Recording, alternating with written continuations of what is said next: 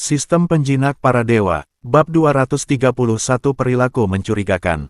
Setelah mereka menghabiskan sate-sate itu, Xiaoming memimpin mereka menyusuri jalanan lagi, tetapi dengan semangat yang jauh lebih besar. Sebenarnya sudah lama sekali Xiaoming tidak makan daging, jadi sulit baginya untuk tidak merasa gembira. Dengan energi yang baru ini, dia bergerak jauh lebih cepat menyusuri jalanan dan tidak butuh waktu lama bagi mereka untuk mencapai distrik bangsawan. Distrik bangsawan ini memiliki gerbang yang menghalangi orang masuk, dan hanya mereka yang memiliki identitas yang sah yang dapat melewatinya. Namun, terlihat jelas dari pengamanan di gerbang tersebut bahwa mereka sangat serius dalam mencegah orang-orang yang tidak diinginkan masuk. Dari kejauhan, Lin Fan dapat melihat bahwa persekutuan tentara bayaran berada di distrik bangsawan. Pada saat yang sama, ia dapat melihat bahwa banyak orang yang melewati gerbang itu adalah tentara bayaran. Hal ini membuatnya jauh lebih percaya diri untuk bisa melewati rintangan dan membawa Xiaoming dan Mu Baobao bersamanya. Ketika giliran mereka tiba di gerbang, Xiaoming adalah satu-satunya yang terlihat sangat gugup karena dia yakin mereka akan diusir atau lebih buruk lagi. Dia bahkan pernah melihat seseorang seperti dirinya yang ditangkap oleh penjaga dan dikurung karena mencoba masuk ke distrik bangsawan. Seperti yang diperkirakan, para penjaga langsung menunjukkan tatapan bermusuhan saat melihat Xiaoming. Namun itu hanya berlangsung sedetik karena mereka melihat lisensi tentara bayaran Lin Fan. Setelah insiden di Kota Cahaya Cemerlang, meskipun persekutuan tentara bayaran tidak dapat memberikan hadiah kepada Lin Fan secara terbuka, mereka memberinya hadiah dengan cara lain. Seperti menaikkan peringkatnya menjadi peringkat S. Benar sekali, Lin Fan sekarang adalah seorang tentara bayaran peringkat S. Namun itu sama sekali tidak aneh karena mencapai alam fondasi secara otomatis telah meloloskannya ke peringkat S. Sebagai penjaga di kota yang bergantung pada tentara bayaran untuk menjalankan bisnis, mereka memiliki pemahaman yang jauh lebih baik tentang peringkat tentara bayaran daripada kota-kota lain. Mereka tahu bahwa seseorang yang bisa menjadi tentara bayaran peringkat S, pasti berada di alam yayasan. Seorang pakar alam fondasi, ke kota manapun ia pergi, kecuali ibu kota, akan tetap dihormati. Lagi pula, pakar alam fondasi di dunia sekuler dianggap sebagai orang-orang yang berkuasa dan berpengaruh. Mereka tidak berani menghentikan orang seperti ini, jadi mereka dengan cepat membiarkannya lewat meskipun dia ditemani oleh seseorang seperti Xiaoming. Dagu Xiaoming terkulai saat melihat ini dan dia tak bisa menahan diri untuk menatap Lin Fan dengan tatapan aneh sambil mulai bertanya-tanya seperti apa latar belakang orang ini. Namun, dia segera menepis pikiran-pikiran itu karena dia tahu bahwa bukan urusannya untuk memikirkan hal semacam itu. Jika dia terlibat dalam hal-hal yang seharusnya tidak dia ikuti, sudah pasti dia akan kehilangan nyawanya. Jadi lebih baik dia melakukan apa yang menjadi tugasnya dan kemudian meninggalkan tempat ini secepat mungkin.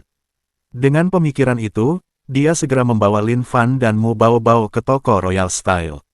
Sayang sekali hal itu tidak berjalan sesuai keinginannya. Setelah Lin Fan membawa mereka masuk ke toko, mereka langsung menarik perhatian. Orang-orang di sini semuanya berpakaian rapi dan mengenakan pakaian mahal, jadi Xiaoming dengan pakaian dan wajahnya yang kotor tampak sangat mencolok. Tidak butuh waktu lama sebelum orang-orang mulai mengeluh kepada staf tentang hal itu. Wajah Xiaoming sedikit memerah ketika melihat ini.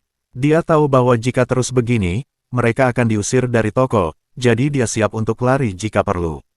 Namun, yang mengejutkannya, hal itu tidak terjadi. Ketika anggota staf itu menghampiri kelompok Lin Fan, mereka mengajak mereka ke belakang, yang menurut Xiaoming adalah cara mereka untuk secara diam-diam mengusir mereka. Namun, ketika mereka sampai di belakang, anggota staf di sana memberi Lin Fan hormat dengan membungkuk. Seseorang di antara mereka maju dan berkata, "Bos, Anda akhirnya datang." Dagu Xiaoming ternganga saat mendengar itu, karena akhirnya dia menyadari mengapa Lin Fan ingin datang ke toko ini. Dia adalah pemilik toko, jadi sama sekali tidak aneh baginya untuk datang ke propertinya sendiri. Lin Fan mengangguk padanya dan berkata, "Gu Xiang, bantu aku menyiapkan sesuatu." Gu Xiang mendongak menatapnya dengan rasa ingin tahu dan bertanya, "Bos, ada apa?" Lin Fan berkata sambil tersenyum, "Siapkan air mandi dan beberapa pakaian baru." Gu Xiang awalnya terkejut dan bingung, tetapi kemudian melihat Xiaoming, dia tersenyum. Dia meraih bahu Xiaoming dan langsung berkata, "Tidak masalah, aku akan segera mengurusnya." Xiao Ming mendongak dengan ekspresi ketakutan, pertama-tama menatap Gu Xiang lalu menatap Lin Fan sebelum berkata, "Apa yang kau?"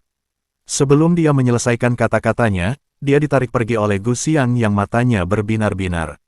Lin Fan dan Mu Baobao memperhatikan dengan senyum di wajah mereka saat Xiao Ming ditarik pergi sebelum kemudian memasang wajah serius. Lin Fan menoleh ke staf lainnya dan bertanya, "Di mana kalian meletakkan laporan-laporan itu?" Salah satu anggota staf tersebut maju dan berkata, "Kami telah menyiapkan kantor untuk Anda, bos, dan kami telah menaruh semua laporan di sana." Lin Fan mengangguk sebelum berkata, "Silakan duluan." Para staf mengangguk sebelum membawa mereka lebih jauh ke dalam toko. Toko ini jauh lebih besar daripada toko pertama di Sunset City, jadi mereka harus berjalan cukup jauh sebelum sampai ke kantor yang terletak di bagian belakang. Adapun mengapa letaknya di paling belakang, itu karena ruang sebelumnya adalah gudang untuk menyimpan sejumlah besar produk yang mereka miliki. Toko Royal Style tidak hanya menjual beberapa game dan produk lain yang diberikan Lin Fan kepada Yue Lan di awal. Ia telah memberikan banyak ide produk lainnya dan mereka juga mulai mengimpor barang-barang lain untuk dijual, sehingga sekarang toko Royal Style dikenal sebagai tempat untuk barang-barang berkualitas dan bukan hanya barang-barang unik dan baru. Dengan semua produk baru yang mereka miliki, ruang gudang yang mereka butuhkan sangat besar. Ketika mereka tiba di kantor, mereka mendapati bahwa kantor itu bukan hanya dipenuhi laporan, tetapi benar-benar penuh sesak dengan laporan. Dengan banyaknya laporan yang ada, bahkan sulit untuk melihat meja yang telah disiapkan untuk mereka di tengah ruangan. Lin Fan tak kuasa mengangkat alisnya sambil bertanya, "Apa yang terjadi di sini? Mengapa ada begitu banyak laporan? Aku tidak menerima laporan sebanyak ini saat berada di kota penjara bawah tanah." Anggota staf itu menunjukkan ekspresi canggung sebelum berkata, "Ada banyak hal yang terjadi dalam 2 hari terakhir, itulah mengapa ada banyak laporan ini." Lin Fan mengerutkan alisnya sambil bertanya, "Apa yang terjadi?" Anggota staf itu juga menunjukkan ekspresi canggung yang sama saat dia berkata, "Sulit untuk dijelaskan." Melihat ekspresinya seperti itu, Lin Fan mengangguk dan berkata sambil melambaikan tangannya, "Kamu bisa kembali bekerja, aku akan memeriksa laporan-laporan ini sendiri." Anggota staf itu mengangguk tanda terima kasih sebelum pergi. Melihat tumpukan dokumen di hadapannya, Lin Fan tak kuasa menahan senyum getir. Namun, ia tidak punya pilihan lain selain mulai menelusuri tumpukan laporan tersebut. Mu Baobao berkata, "Aku akan membantumu." Namun, hanya butuh 5 menit baginya untuk tertidur. Lin Fan tak kuasa menahan gelengan kepala sambil tersenyum getir, namun ia tetap menyelimutinya dengan selimut. Saat ia menelusuri dokumen-dokumen itu, Lin Fan tak kuasa menahan diri untuk tidak mengerutkan alisnya. Itu karena kakak senior Han ini memang melakukan terlalu banyak gerakan aneh. Mengunjungi para penyebar informasi di kota adalah satu hal, tetapi dia juga mengunjungi berbagai toko obat dan toko senjata. Namun setiap kali ia pergi ke sana, ia tidak pernah menghabiskan waktu lebih dari 10 menit di toko itu dan ia tidak pernah membeli apapun. Yang ia lakukan hanyalah masuk ke belakang bersama penjaga toko dan kemudian keluar seolah-olah tidak terjadi apa-apa. Pada saat yang sama, dia juga mengunjungi persekutuan tentara bayaran beberapa kali sehari, hampir seolah-olah dia sedang mencari sesuatu. Sebenarnya apa yang sedang dilakukan kakak senior bernama Han ini?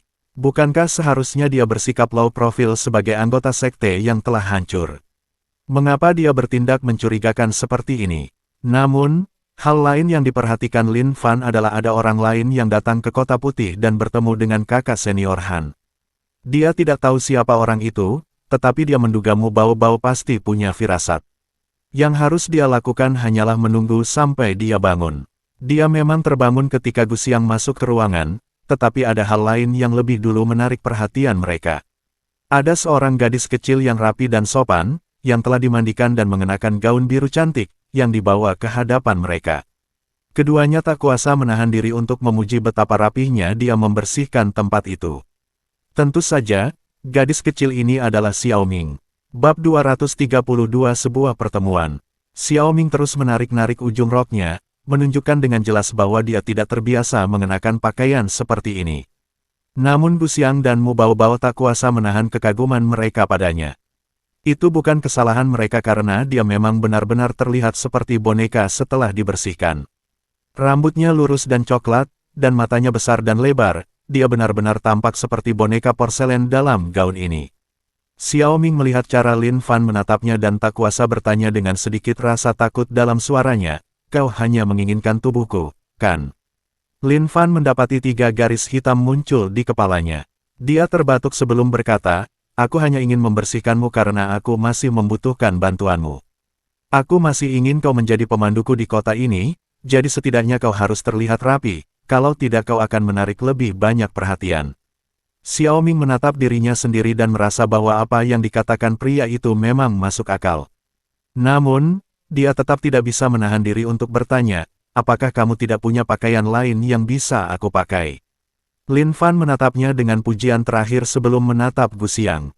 Gu Xiang mengerucutkan bibirnya, tetapi akhirnya menghela napas dan berkata, "Kami masih punya pakaian lain untukmu."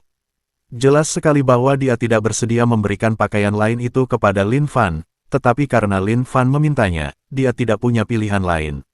Tak lama kemudian, Xiao Ming berganti pakaian dari gaun menjadi kemeja dan celana sederhana. Rambut pendeknya memberikan kesan tomboy, sehingga meskipun sederhana, penampilannya tetap terlihat sangat imut. Gu Xiang dan Mu Baobao masih saja takjub melihatnya. Cara keduanya bertingkah, seolah-olah mereka menjadikan Xiao Ming sebagai boneka dandanan pribadi mereka. Lin Fan menggelengkan kepalanya saat melihat ini, tetapi dia tetap mengangguk sambil menatap Xiao Ming dengan penuh penghargaan. Namun, masih ada hal lain yang perlu dia urus, jadi dia memanggil perhatian Mu Baobao kembali. Kemudian dia menyerahkan laporan tentang seseorang yang akan datang ke Kota Putih yang adil kepadanya. Untuk melihat apakah dia mengenali orang ini. Adik perempuan si Mu Baobao berteriak begitu dia membaca deskripsi orang tersebut. Dia juga mengerutkan alisnya saat membaca bahwa adik perempuan si telah menghilang bersama adik laki-laki Gu sebelumnya. Mereka telah mencoba mengikuti mereka setelah melihat mereka muncul di kota, tetapi entah bagaimana mereka kehilangan semua jejak kedua orang itu. Seolah-olah mereka menghilang begitu saja tanpa jejak. Lin Fan bisa melihat kekhawatiran di matanya, jadi dia menepuk bahunya dan berkata, "Tidak apa-apa, kita akan menemukan mereka." Mu Baobao masih tampak khawatir, tetapi kekhawatiran itu sedikit mereda ketika mendengar kata-kata Lin Fan. Ia menatap Lin Fan dengan sedikit rasa sayang sambil mengangguk sebagai balasan. Namun kemudian dia mengatakan sesuatu yang membuatnya terkejut, "Aku ingin bertemu dengan kakak senior Han." Lin Fan mengerutkan alisnya dalam-dalam karena dia mengerti apa yang sedang coba dilakukan wanita itu. Adik laki-laki dan adik perempuan itu menghilang setelah bertemu dengan Han Furong, jadi jelas bahwa dia ada hubungannya dengan itu. Karena orang-orang yang menghilang tersebut berasal dari Sekte Cinta, maka jelaslah bahwa orang-orang yang menjadi target adalah mereka yang berasal dari Sekte Cinta. Jadi, Mu Baobao akan menjadi umpan yang sempurna untuk memancing apapun yang sedang direncanakan oleh kakak senior Han ini. Namun Lin Fan tidak merasa yakin untuk membiarkannya pergi. Mu Baobao bisa melihat kekhawatiran di matanya dan ada sedikit kehangatan yang memenuhi hatinya. Namun, dia tetap berkata dengan tatapan tegas dan percaya diri, "Aku berada di alam inti emas, aku jauh lebih kuat daripada kakak senior Han yang berada di alam dasar. Kau tidak perlu khawatir tentang apapun." Namun tetap saja, Lin Fan tidak bisa menahan rasa khawatirnya. Itu karena menurut Mu Baobao, baik adik laki-laki maupun adik perempuannya berada di alam pemadatan Qi, alam di atas alam dasar. Keduanya jauh lebih kuat daripada Han Furong, tetapi entah bagaimana dia juga berhasil mengalahkan mereka. Karena Han Furong telah memutuskan untuk melakukan sesuatu terhadap para penyintas Sekte Cinta, jelas bahwa dia siap untuk berurusan dengan kultivator di alam yang lebih tinggi. Itu berarti dia juga punya cara untuk menghadapi kultivator alam inti emas. Dia seharusnya punya cara untuk menghadapi Mu Baobao. Ini akan berbahaya dari sudut pandang manapun, tetapi dia juga tahu bahwa mustahil untuk menghentikannya. Dengan pemahamannya tentang Mu Baobao dari waktu yang mereka habiskan bersama, dia tahu bahwa wanita itu adalah seseorang yang tidak akan menyerah begitu dia memutuskan sesuatu. Mustahil untuk menggunakan kata-kata untuk membujuknya begitu dia sudah menetapkan pikirannya pada sesuatu. Adapun menggunakan kekerasan untuk menghentikannya, itu bahkan lebih mustahil. Lin Fan mungkin lebih kuat sekarang setelah ia menembus alam dasar, tetapi masih ada dua alam utama yang memisahkan dia dan Mu Baobao. Itu seperti memecahkan telur ke batu. Dia tidak berniat untuk menjadi telur orak-arik hari ini, jadi dia memutuskan untuk mengizinkan pertemuan ini. Tentu saja, dia akan memastikan bahwa pertemuan ini berlangsung di tempat yang berada di bawah kendalinya, sehingga dia dapat bereaksi jika terjadi sesuatu yang tidak diinginkan. Dia tidak akan pernah membiarkan sesuatu terjadi pada Mu Baobao jika dia bisa mencegahnya. Mu Baobao mengkhawatirkan adik laki-laki dan adik perempuannya, tetapi dia tetap menyetujui rencana Lin Fan karena dia tahu bahwa Lin Fan mengkhawatirkannya. Dia tidak ingin terlalu membuat Lin Fan khawatir setelah semua yang telah Lin Fan lakukan untuknya. Jadi rencananya adalah mencari tempat terlebih dahulu sebelum membiarkan Mu Baobao menghubungi kakak laki-lakinya. Han, tidak butuh waktu lama bagi mereka untuk menemukan tempat untuk mengadakan pertemuan ini. Dalam kurun waktu sejak toko cabang tersebut didirikan di kota itu, toko tersebut telah memperoleh pengaruh yang cukup besar. Tidak hanya toko cabang di kota itu, tetapi juga bisnis-bisnis lain yang telah digeluti Yuelan. Dia juga membuka restoran, toko senjata, dan apotek, 3 bisnis paling dasar yang bisa dibuka. Dengan jumlah uang dan sumber daya yang diperoleh dari ruang bawah tanah, mereka dapat dengan mudah menjalankan toko-toko ini dengan biaya murah dan setiap toko menghasilkan keuntungan yang cukup besar. Produk-produk khusus di toko-toko ini sebenarnya dibuat dari sumber daya yang berasal dari ruang bawah tanah. Yuelan telah membuat kontrak dengan persekutuan tentara bayaran untuk membeli sumber daya ini dengan harga lebih tinggi dan kemudian menggunakannya sebagai produk unggulan di setiap tokonya. Lagi pula, meskipun persekutuan tentara bayaran memiliki jaringan yang luas, bukan berarti mereka memiliki toko sendiri untuk menjual barang-barang tersebut. Biasanya mereka harus bergantung pada persekutuan pedagang untuk hal ini, tetapi bekerja sama dengan Yuelan juga sesuai dengan kebutuhan mereka. Terlebih lagi, Yuelan membayar lebih banyak daripada persekutuan pedagang. Jadi, ini adalah kesepakatan yang menguntungkan bagi kedua belah pihak. Restoran itu akan menjadi tempat mereka mengadakan pertemuan. Namun sebelum Lin Fan mengizinkan Mu Baobao untuk menghubungi Han Furong, dia memastikan bahwa setiap bagian restoran aman. Dia menyuruh Grini menempatkan boneka di hampir setiap sudut dan memastikan bahwa dia mampu mengatasi apapun yang mungkin direncanakan Han Furong. Barulah kemudian dia akhirnya mengizinkan Mu Baobao menghubungi Han Furong.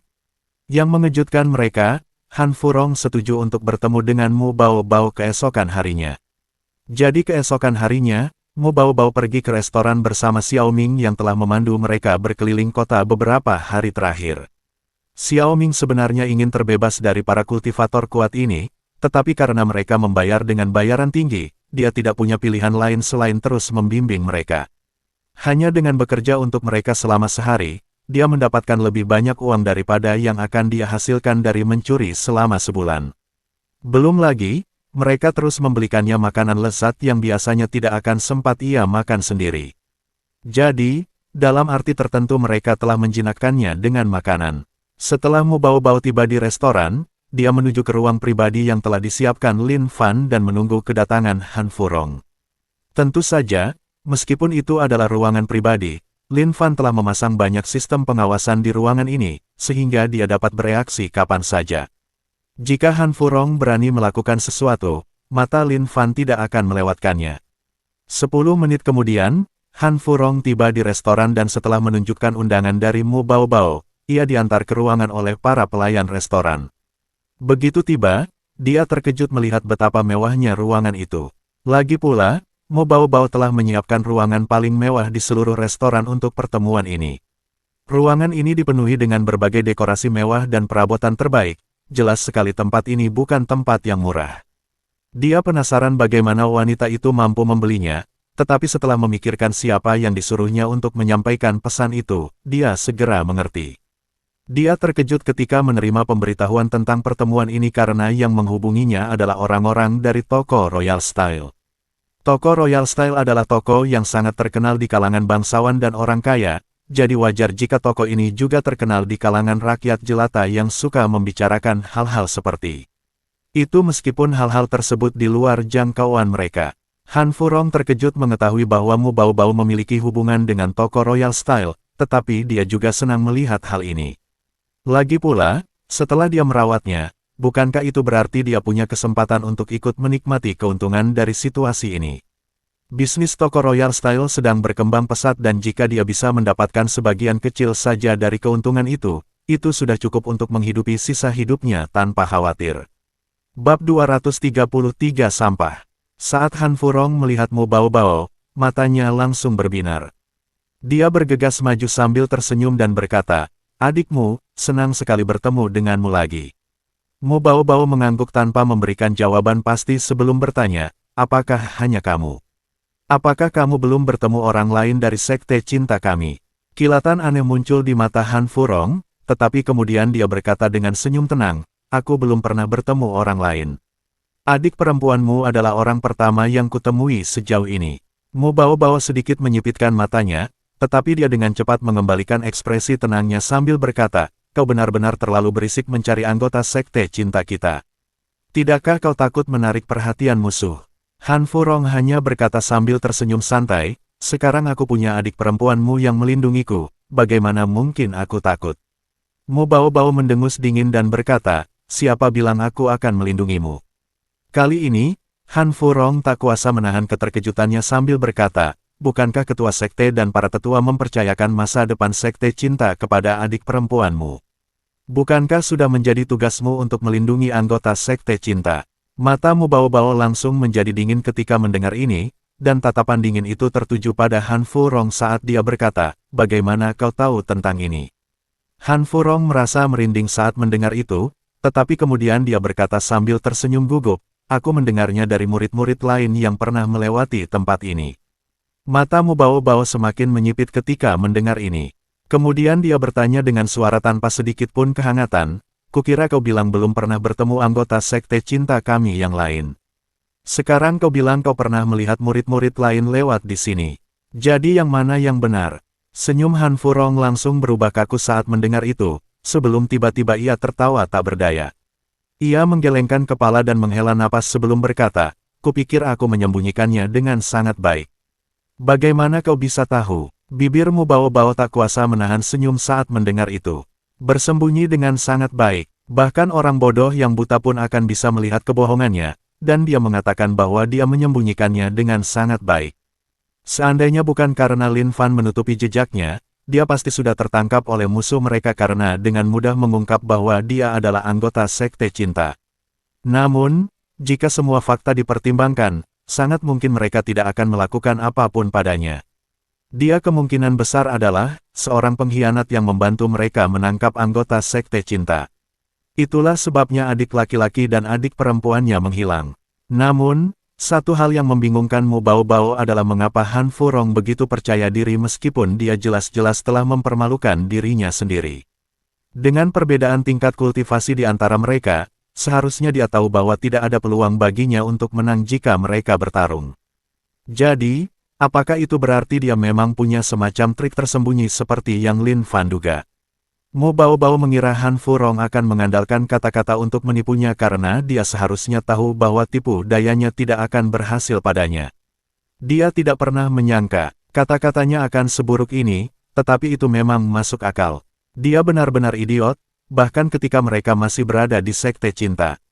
Itulah mengapa dia mengira kakak-kakak seniornya, paman-paman gurunya, dan gurunya telah menyuruhnya untuk menjauhinya. Namun, apa yang terjadi selanjutnya menunjukkan padanya kebenaran pahit tentang betapa bejatnya Han Furong sebenarnya.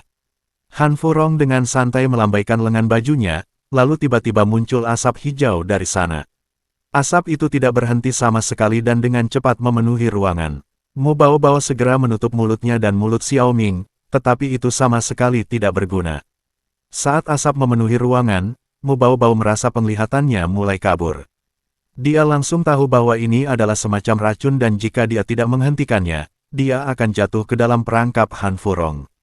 Tanpa ragu-ragu, dia melambaikan tangannya ke arah Han Furong dan mengirimkan bila energi spiritual ke arahnya.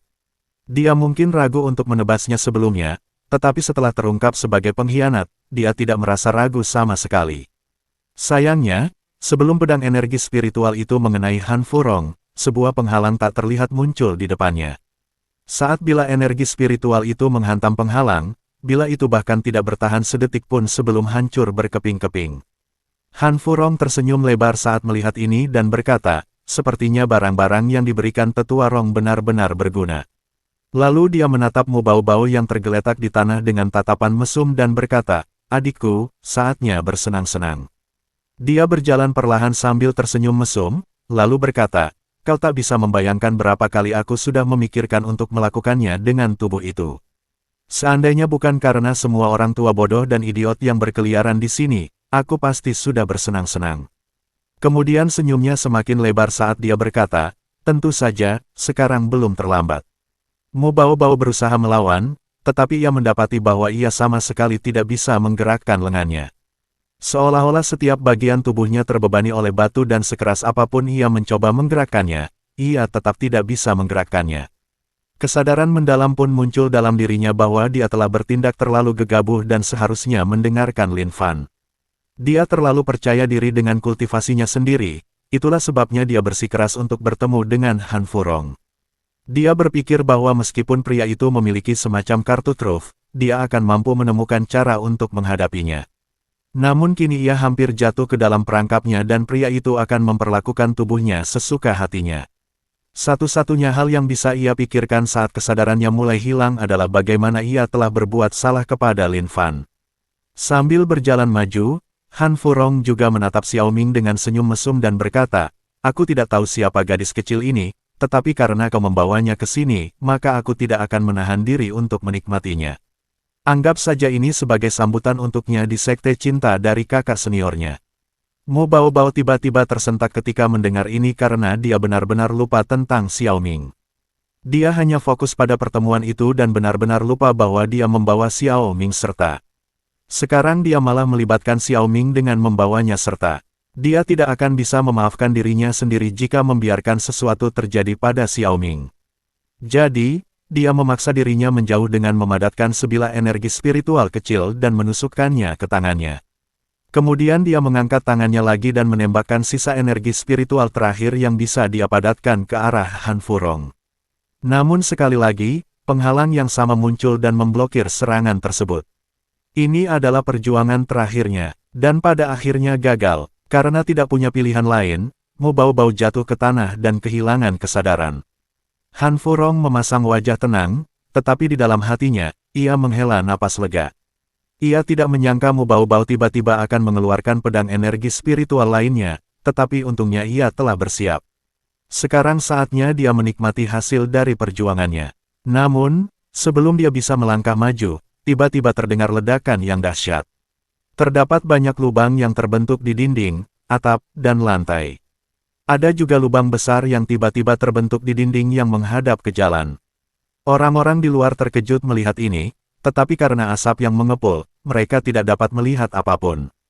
Lin Fan menggunakan mantra terbangnya untuk terbang masuk melalui lubang di dinding, memanfaatkan ruang di dalam asap untuk mendarat tepat di samping Mu Baobao dan Xiao Ming sebelum melompat keluar dari lubang yang sama.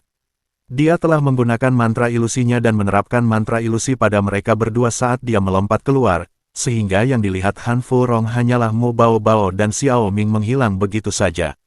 Apa yang terjadi? Sebelum dia sempat menyelesaikan kata-katanya, semburan air tiba-tiba melesat keluar dari lubang-lubang di sekitarnya. Semburan air itu tersusun dalam formasi yang menutupi setiap sudut mati, sehingga sekeras apapun Han Furong berlari, dia tidak akan bisa menghindarinya.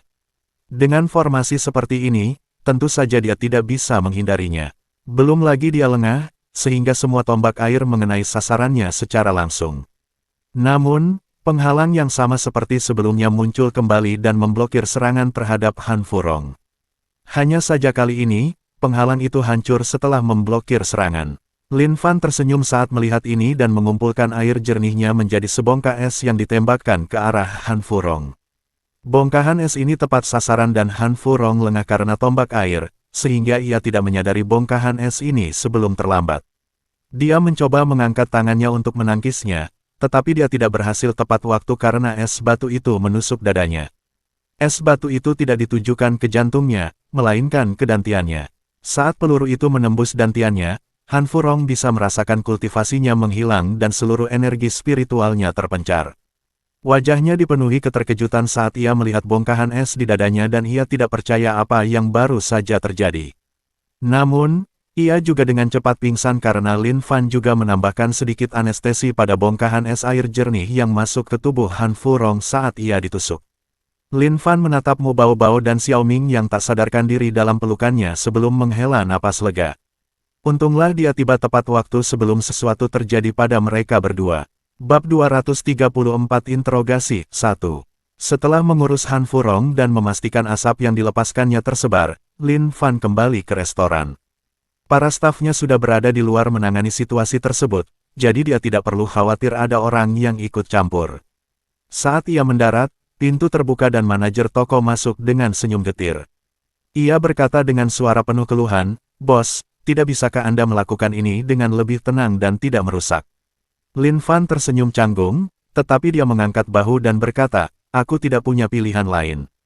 Manajer itu menghela napas dan bergumam, "Siapa yang menyuruhmu jadi bos?" Senyum Lin Fan semakin lebar dan canggung, tetapi dia tidak mengatakan apapun sebagai tanggapan. Dia tahu bahwa wanita itu hanya mengeluh tanpa alasan, tetapi pada akhirnya, wanita itu akan menerima apa yang dia katakan karena ini adalah posisinya. Adapun alasan mengapa Lin Fan menghancurkan ruangan itu adalah satu-satunya cara yang terpikirkan olehnya untuk mengatasi asap tersebut. Dia sebenarnya ingin masuk lebih cepat, tetapi begitu melihat asap, dia tahu bahwa masuk ke dalam sangat berbahaya. Jadi, dia melepaskan para mata-matanya untuk segera menggali banyak lubang di berbagai bagian ruangan dan memastikan staf mengevakuasi siapapun yang berada di dekatnya agar mereka tidak terkena dampaknya.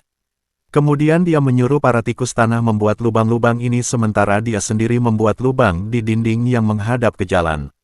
Adapun sisanya, dia menatap Han Furong dan berkata kepada manajer, "Suruh seseorang mengikatnya dan membawanya pergi. Sembuhkan dia. Aku masih ingin menginterogasinya nanti." Manajer itu membungkuk sebelum melambaikan tangannya ke arah dua penjaga. Kedua penjaga itu segera masuk untuk membawa Han Furong pergi, tetapi saat mereka pergi, mereka tak kuasa melirik wajah Lin Fan. Kemudian sambil membawa Han Furong pergi, mereka juga terkikik dan berbisik satu sama lain. Bibir Lin Fan tak kuasa menahan senyum saat mendengar itu. Dia tidak tahu apa alasannya, tetapi di setiap bisnis milik Yuelan yang dia kunjungi, dia mendapati bahwa semua staf di sana adalah perempuan. Tidak hanya itu, mereka juga gadis-gadis muda dan cantik. Awalnya, ia mengira ini hanyalah strategi bisnis. Lagi pula, penggunaan gadis-gadis cantik untuk memasarkan produk adalah strategi yang umum digunakan di bumi, dan Lin Fan tidak menganggap aneh jika strategi itu digunakan di sini. Namun, jika satu toko yang hanya memiliki staf wanita adalah sebuah kebetulan, toko kedua, toko ketiga, toko keempat, ada titik tertentu di mana hal itu berhenti menjadi sebuah kebetulan.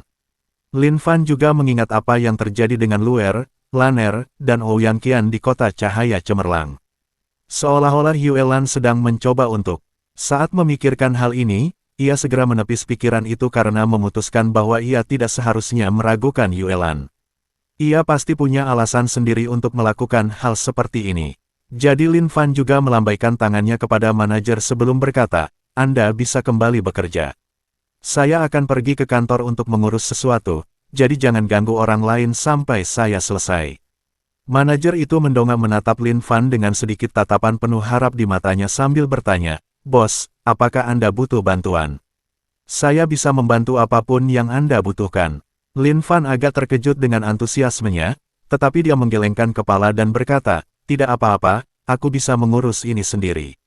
Ada sedikit kekecewaan yang terlihat di mata manajer itu, tetapi dia tetap membungkuk dan pergi kembali ke tempat kerja.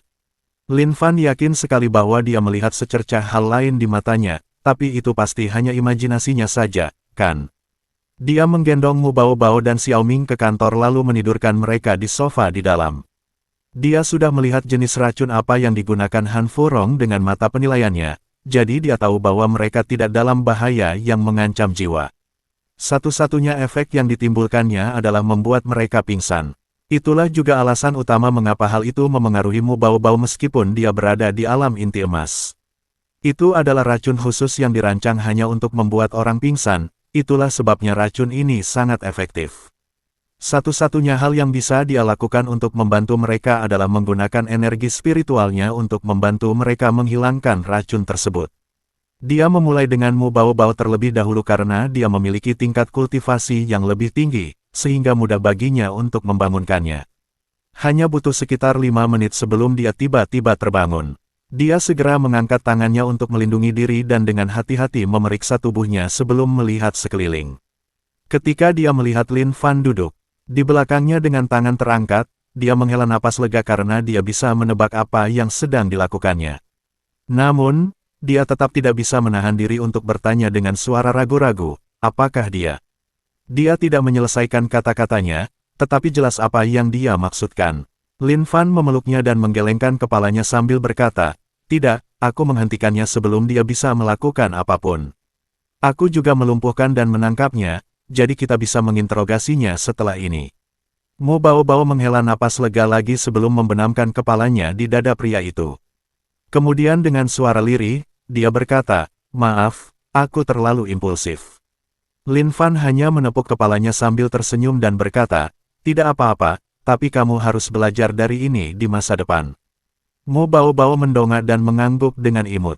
Kemudian dia memiringkan kepalanya dan bertanya dengan suara penasaran, "Bagaimana kau bisa menembus penghalangnya itu? Itu bahkan bisa memblokir seranganku." Lin Fan tersenyum tipis ketika mendengar itu. Awalnya dia juga khawatir tentang penghalang itu, tetapi kemudian dia melihat apa itu dan deskripsi kemampuannya dengan mata penilaiannya. Dia merasa jauh lebih percaya diri untuk mengalahkan Han Furong setelah melihatnya. Benda yang menghalangi serangan Mo Bao adalah token khusus milik Han Furong. Itu adalah benda ampuh yang bahkan mampu menghalangi serangan penuh dari kultivator alam jiwa baru. Hal ini benar-benar mengejutkan Lin Fan karena dia tidak pernah menyangka Han Furong memiliki benda sekuat ini. Namun untungnya, item ini hanya bisa memblokir 3 serangan, apapun jenis serangannya. Jadi Lin Fan menyuruh Hayase untuk menyerang Han Furong dengan tombak airnya untuk menghabiskan penggunaan terakhir token tersebut sebelum dia menyerang Han Furong. Han Furong hanya berada di alam fondasi rendah, jadi mudah bagi Lin Fan yang serangannya setara dengan Ming Ze untuk menembus pertahanannya dan melumpuhkannya.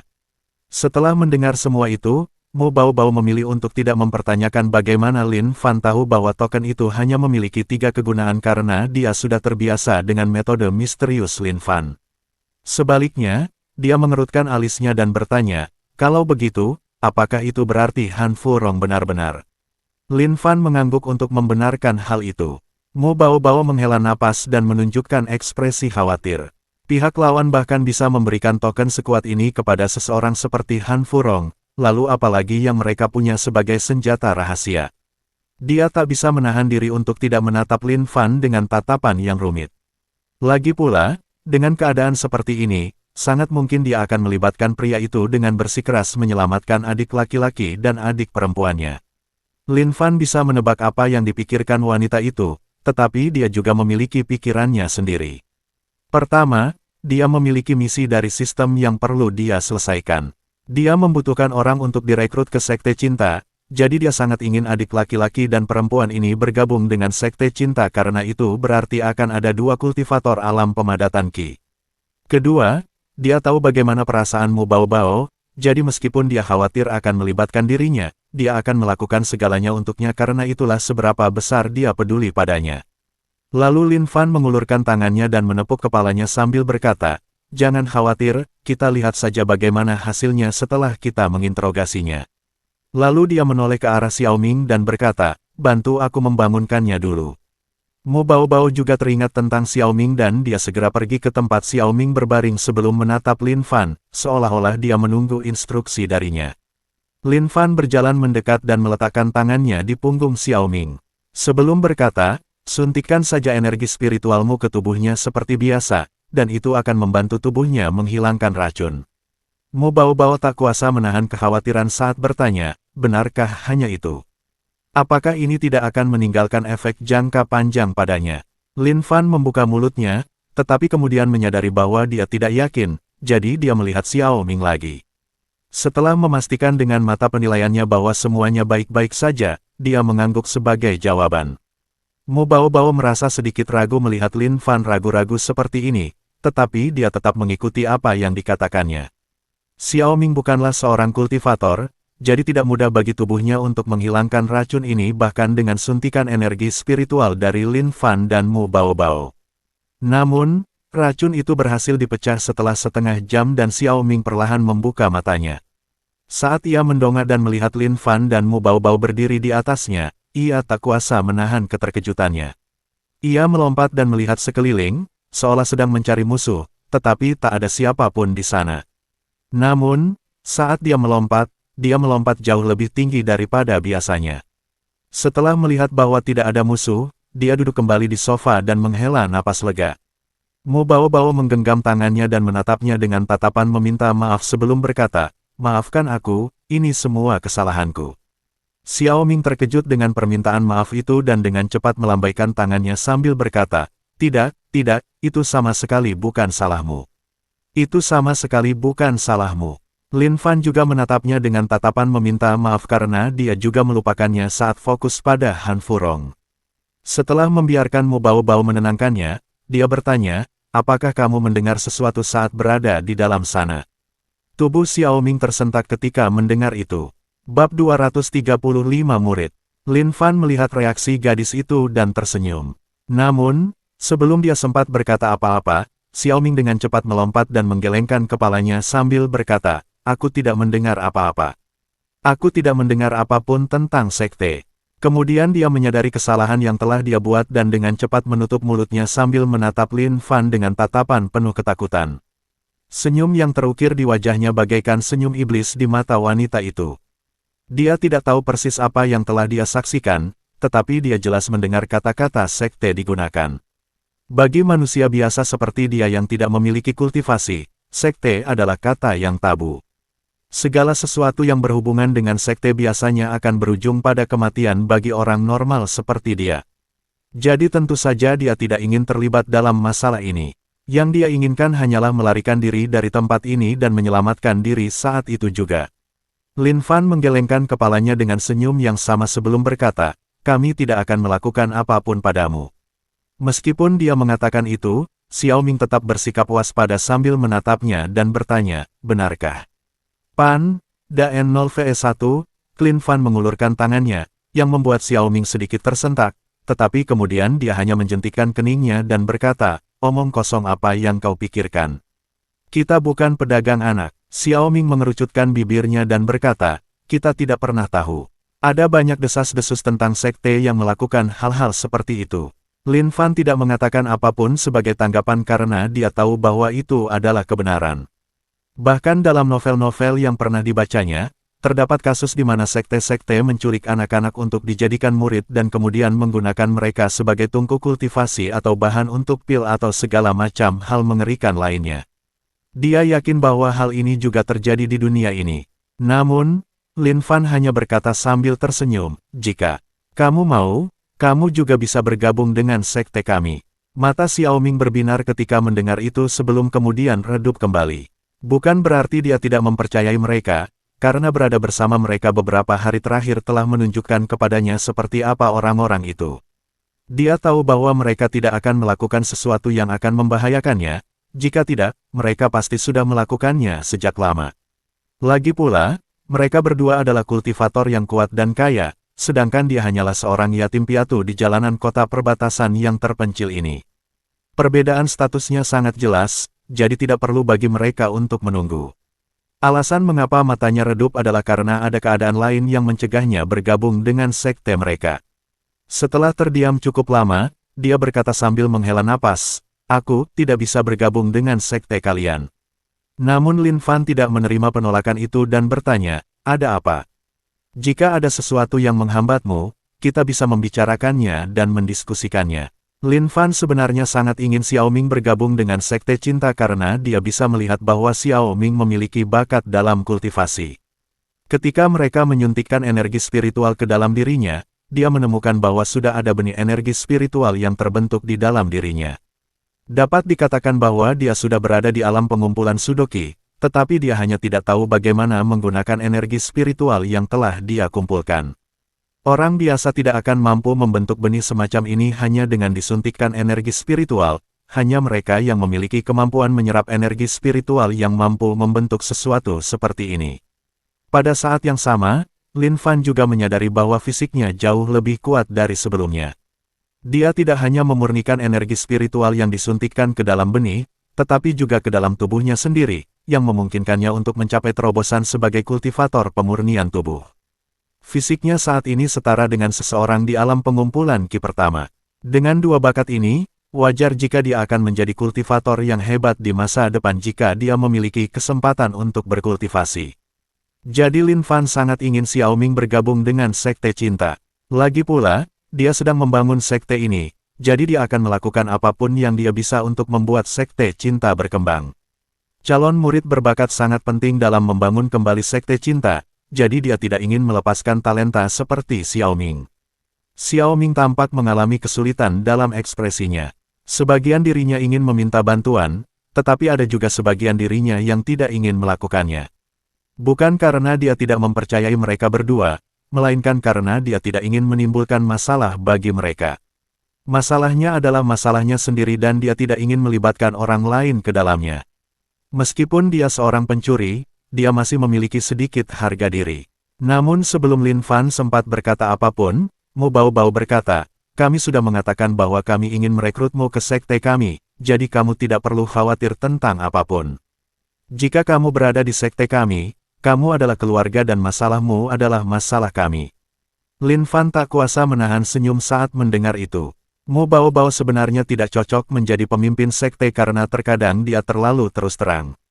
Dia membutuhkan kedalaman karakter agar bisa bersaing dengan rubah licik lainnya, tetapi saat ini, dia tidak memilikinya. Namun, justru bagian itulah yang menurut Lin Fan menggemaskan. Jadi Lin Fan mengambil alih dan berkata, "Pemimpin sekte kita sudah mengatakan bahwa dia ingin kau bergabung dengan sekte kita, jadi tidak ada jalan kembali sekarang. Bahkan jika kau tidak mau, kami akan memaksamu masuk ke sekte kami." Xiao Ming tak kuasa menahan diri untuk tidak menatap Mu Baobao dengan ekspresi terkejut, dia ketua sekte. Bagaimanapun ia memandangnya, Mu Baobao tidak tampak seperti seorang pemimpin sekte.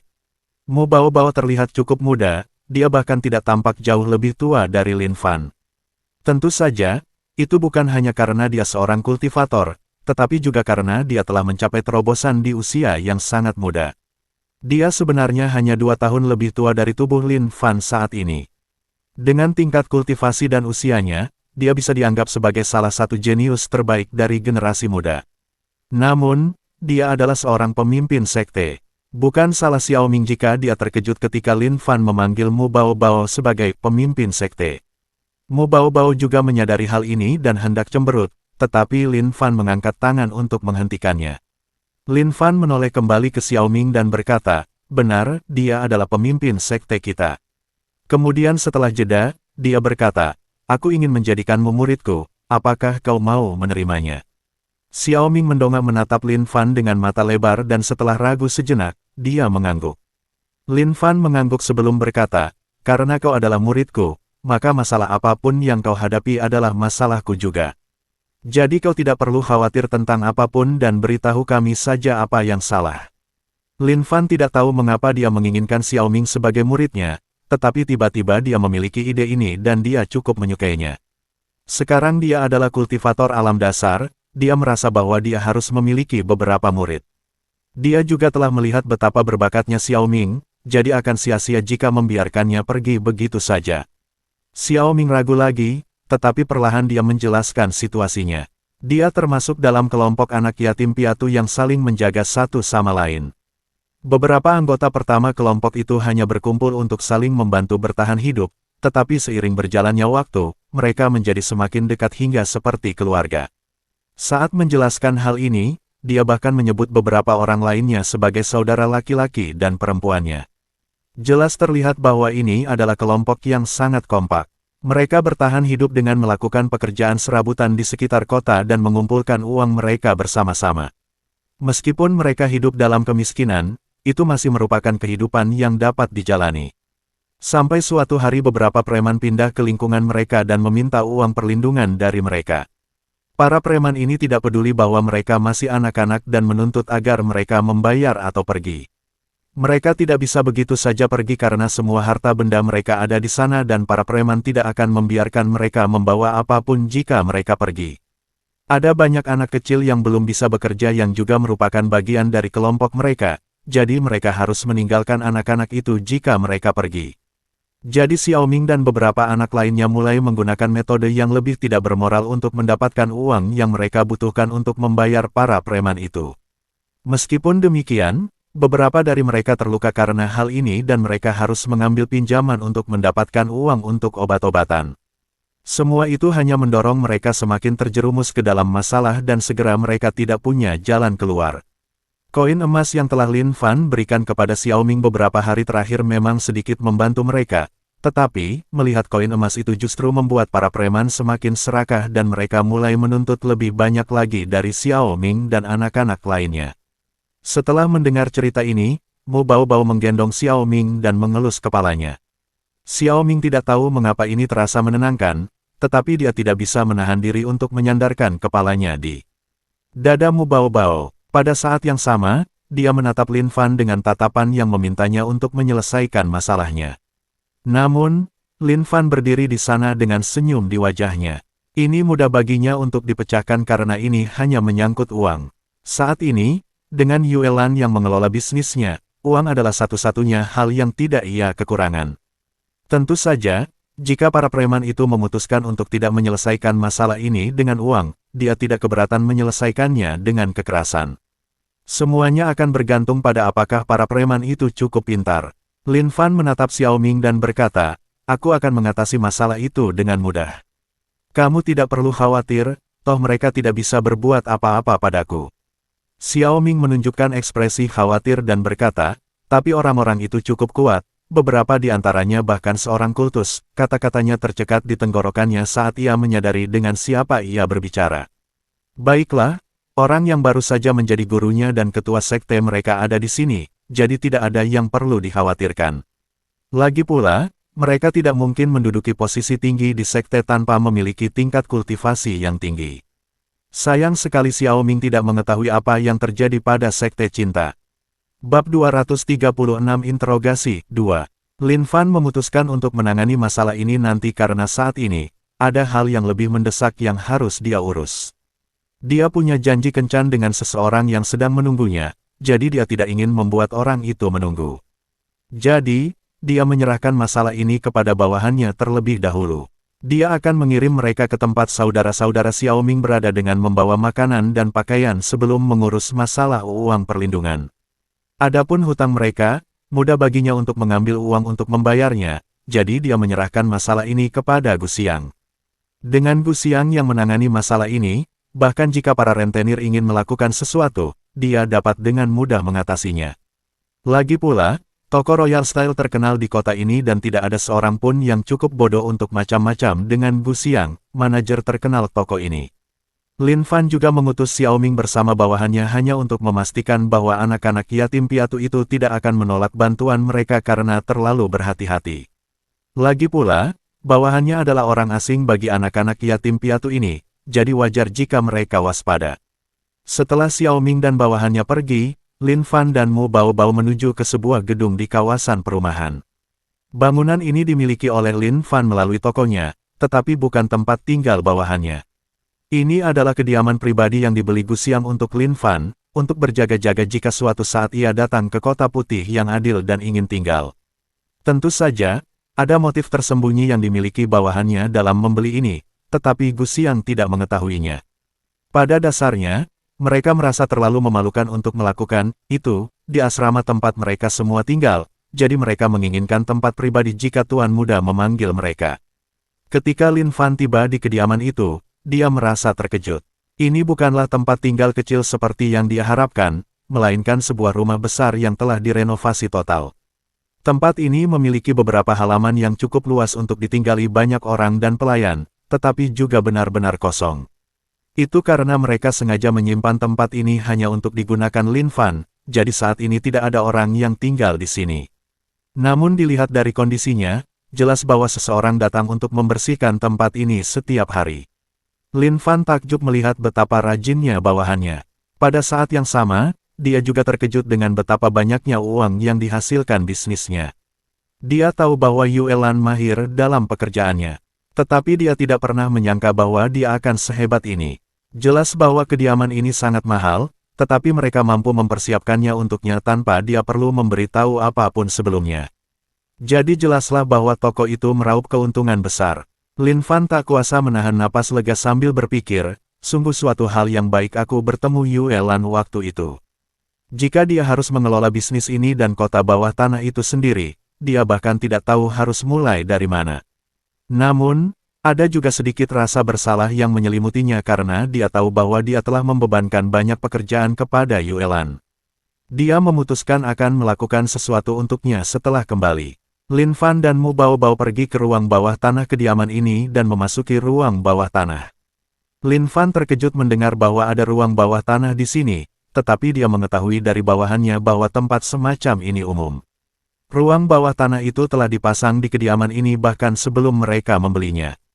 Jenis hunian ini biasanya dibeli oleh keluarga besar dan mereka membutuhkan ruang bawah tanah semacam ini untuk berbagai keperluan. Oleh karena itu, ruang bawah tanah selalu disertakan ketika hunian jenis ini dibangun. Lin Fan merasa aneh dengan hal ini, tetapi dia menerima bahwa memang begitulah cara kerja dunia ini. Setelah mereka tiba di ruang bawah tanah, tidak butuh waktu lama bagi mereka untuk menemukan Han Furong karena hanya ada satu orang di seluruh ruang bawah tanah ini. Dia duduk di dalam sel dengan tangan terikat rantai, duduk di sana dengan ekspresi wajah kosong. Dia tahu bahwa dirinya telah lumpuh dan kultivasinya telah hancur. Dia tahu bahwa bahkan jika dia berhasil melarikan diri dari tempat ini, dia tidak akan lagi bisa melakukan apapun yang dia inginkan karena dia sekarang hanyalah manusia biasa yang tak berdaya. Kembali menjadi manusia biasa setelah mengalami kekuatan dan pengaruh seorang kultivator bukanlah sesuatu yang bisa dia lakukan. Jadi, saat Han Furong duduk di sana, dia dipenuhi dengan keputusasaan. Namun, inilah juga yang ingin dilihat Lin Fan. Semakin seseorang putus asa, jika Anda memberi mereka jalan keluar, mereka akan mengatakan apa yang ingin Anda dengar. Jadi setelah membiarkan Han Furong merenung sejenak dan ketika dia sudah siap, Lin Fan datang ke selnya bersama Mu Baobao. Ketika Han Furong melihat Mu Baobao, matanya langsung berbinar dan dia duduk tegak sambil berkata, "Adikmu, apa yang kau lakukan? Aku kakakmu, kau tidak bisa melakukan ini padaku." Tidak ada rasa malu sama sekali dalam suaranya, seolah-olah dia benar-benar percaya pada kata-katanya. Mendengar itu, Mu Baobao tak kuasa menahan rasa jijiknya, tetapi ia segera menenangkan ekspresinya. Ia tidak mengatakan apapun dan membiarkan Lin Fan memimpin interogasi ini. Lin Fan tak ragu menamparkan wajah Han Furong untuk membungkamnya karena ia sendiri merasa jijik padanya. Namun yang lebih penting, ia tahu betapa sakit hatinya Mu Baobao mendengar hal itu. Jadi ia ingin membungkamnya secepat mungkin. Han Furong baru kemudian melihat Lin Fan dan menyadari bahwa ini tidak akan semudah yang dia kira. Jadi dia menatap Lin Fan dan berkata, "Saudaraku, aku tidak tahu siapa kau, tapi kau telah salah paham. Aku adalah kakak senior adik perempuanmu dari Sekte Cinta.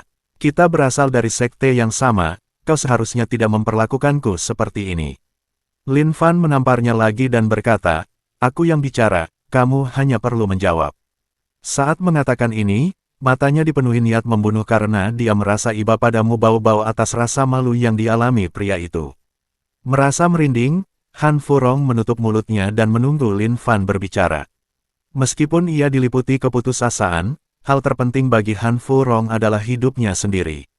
Sederhananya, dia adalah seorang pengecut dan hidupnya adalah hal terpenting baginya. Itulah alasan utama mengapa dia mengkhianati Sekte Cinta sejak awal.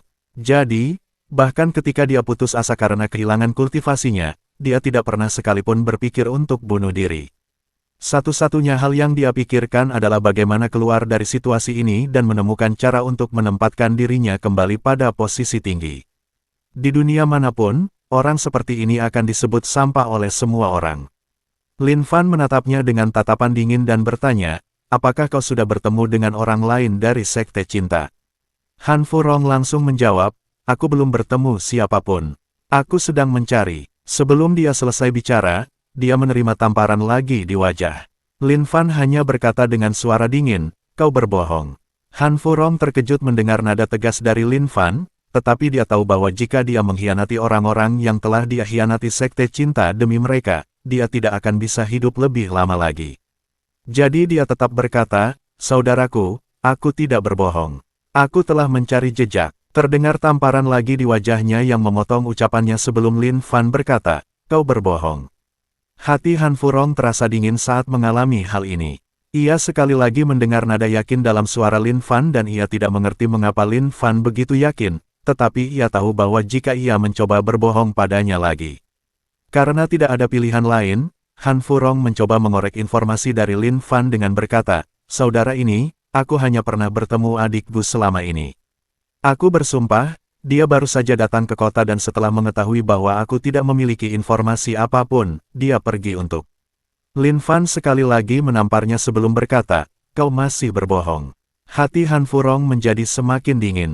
Dia tidak bisa memastikan seberapa banyak yang diketahui Lin Fan, tetapi, sekarang dia yakin bahwa Lin Fan telah memperoleh informasi sebelum menangkapnya. Jadi sekarang muncul pertanyaan, seberapa banyak yang diketahui Lin Fan? Han Furong merasa seperti membeku di dalam es ketika memikirkan hal ini, tetapi dia tetaplah orang bodoh karena mencoba menguji Lin Fan lagi. Baiklah, aku juga bertemu adik Yu, tapi hanya itu." Matamu bau-bau bergetar ketika mendengar ini karena dia tidak mengetahuinya, tetapi Lin Fan mampu tetap tenang dengan kemampuan ketahanan mentalnya. Dia mengangkat tangannya untuk menghentikan Mu Bau-bau agar tidak maju seperti yang telah direncanakannya, tetapi kemudian dia menarik tangannya kembali untuk menamparkan Han Furong. Tamparan ini berbeda dari tamparan-tamparan lainnya, ini adalah tamparan yang dilakukan Lin Fan dengan ayunan lebar, sehingga jauh lebih kuat dari sebelumnya.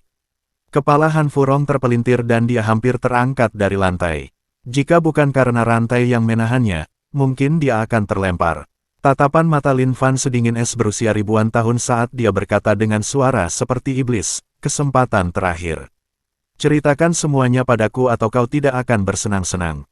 Sambil berkata demikian, dia mengeluarkan Grammer dan meletakkannya di dekat salah satu tangan Han Furong. Han Furong gemetar dan tanpa sengaja, tangannya terluka terkena pedang. Untungnya lukanya dangkal, sehingga hanya sedikit darah yang keluar, tetapi rasa sakitnya sudah cukup untuk meyakinkannya bahwa ini adalah pedang sungguhan. Hati Han Furong benar-benar hancur saat itu dan dia mulai menceritakan semua yang dia ketahui.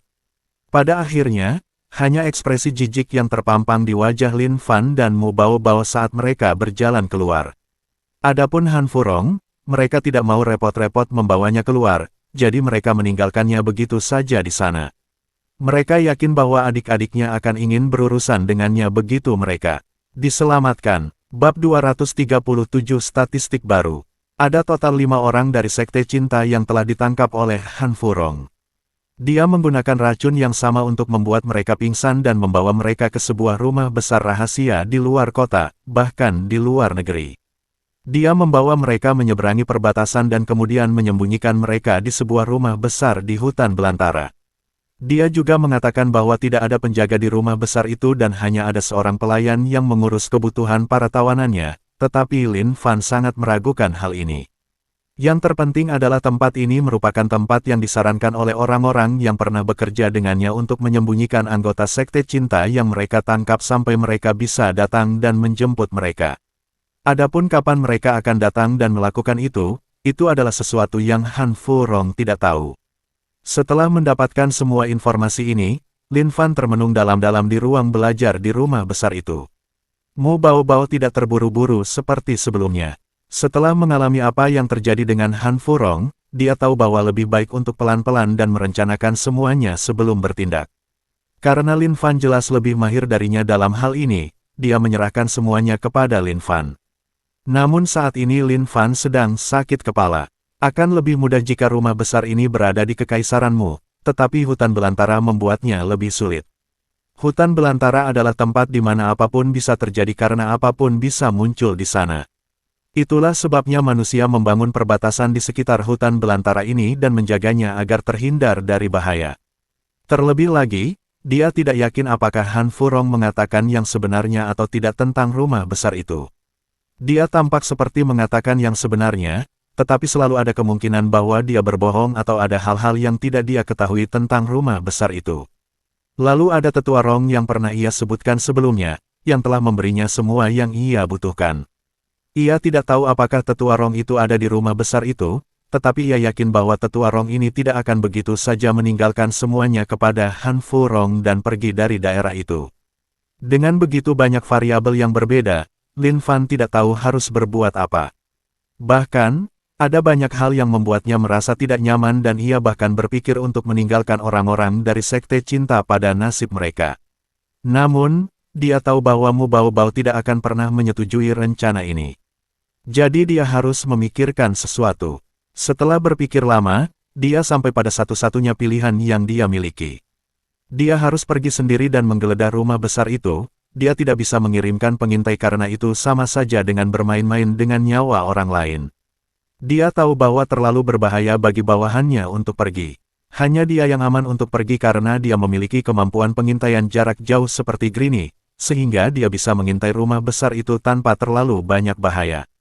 Namun, mengatakan bahwa hal itu tidak berbahaya adalah sebuah kebohongan. Namun setidaknya itu lebih baik daripada membahayakan bawahannya. Setelah memikirkannya matang-matang, dia memberitahu Mu Baobao rencana tersebut. Mu Baobao langsung berkata, "Tidak, aku tidak akan membiarkanmu melakukan itu."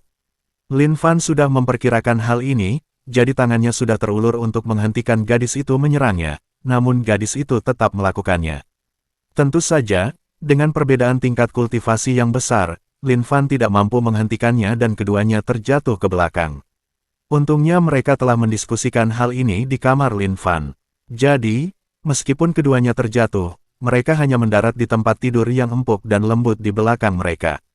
Dengan semua yang telah mereka lalui bersama, wajah mereka tak bisa menahan diri untuk tidak memerah ketika berada dalam situasi yang ambigu ini.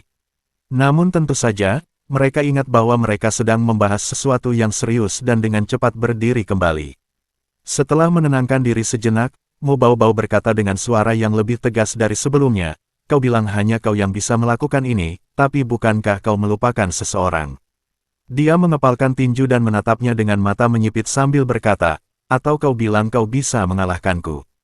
Ancaman ini hanya menunjukkan betapa dia peduli pada Lin Fan, tetapi ada sedikit keraguan di matanya sendiri. Dia sudah meremehkan Han Furong dan selalu menderita di tangannya, jadi dia bahkan tidak bisa membayangkan trik apa yang akan digunakan oleh orang-orang yang berada di atas Han Furong. Sangat mungkin dia akan berada dalam bahaya jika pergi, tetapi dia lebih memilih dirinya sendiri yang berada dalam bahaya daripada Lin Fan yang berada dalam bahaya. Dialah yang telah memaksakan nasib sekte cinta kepada Lin Fan, dan setelah semua yang telah dilakukannya, dia merasa bersalah. Tidak ada yang bisa dia berikan kepadanya, dan dia telah membebankan tanggung jawab besar ini kepadanya. Namun yang tidak dia ketahui adalah bahwa dia telah memberi Lin Fan banyak hal. Lagi pula, warisan yang dia terima dari sekte cinta sepenuhnya dibagi dengan Lin Fan. Nilainya sulit diperkirakan karena ini adalah warisan penuh sebuah sekte. Jadi meskipun Lin Fan mempertaruhkan nyawanya, itu tidak dianggap terlalu besar. Namun Mu Baobao tidak berpikir demikian. Lin Fan tentu saja bisa menebak apa yang dipikirkan gadis itu, tetapi sama seperti gadis itu, dia juga tidak ingin gadis itu berada dalam bahaya. Setidaknya, dia memiliki jari emas istimewa yang dikenal sebagai sistem di sisinya. Dalam skenario terburuk, dia akan dapat menggunakan toko sistem untuk menemukan sesuatu yang dapat menyelamatkan dirinya. Bagi Mu Baobao, situasinya berbeda karena dia bukan berasal dari dunia lain seperti dirinya. Untungnya dia sudah menjinakkan Mu Baobao, kalau tidak akan sangat sulit baginya untuk merawatnya. Selama kebersamaan mereka, kasih sayangnya terus bertambah hingga mencapai angka 80. PN0V1.com Sistem penjinakan Lin Fan tidak seperti sistem penjinakan hewan buas biasa yang memaksa hewan yang dijinakkannya untuk patuh.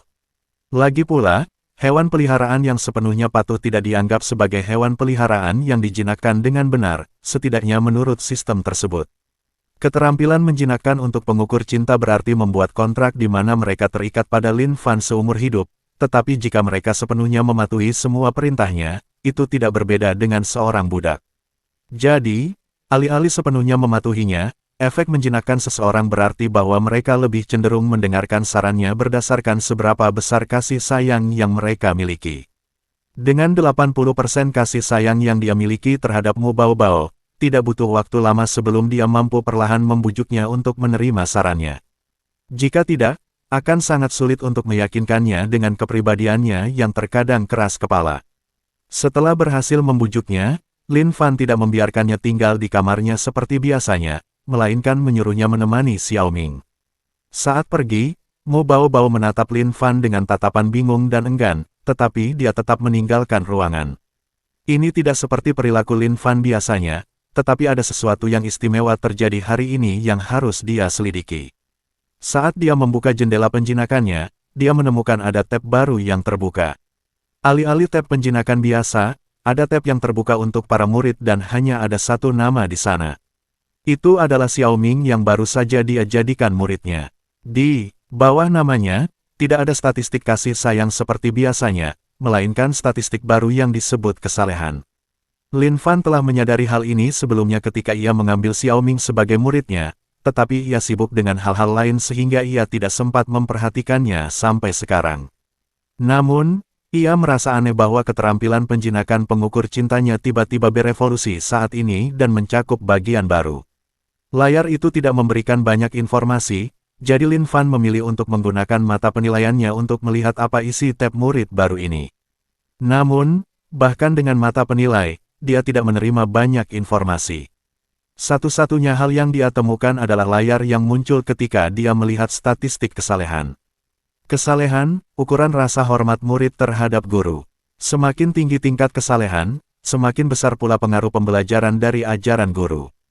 Lin Fan harus berpikir sejenak untuk memikirkan hal ini dengan jernih sebelum matanya terbelalak. Dia menatap jendela dan memeriksanya lagi, mencoba menemukan kesalahan pada layar ini. Namun, bahkan setelah menelitinya dengan saksama selama 5 menit, dia tidak menemukan hal baru atau kesalahan apapun di dalamnya. Bukankah statistik baru ini agak bermasalah? Selama mereka diakui sebagai muridnya, itu berarti mereka akan menerima peningkatan kecepatan kultivasi mereka.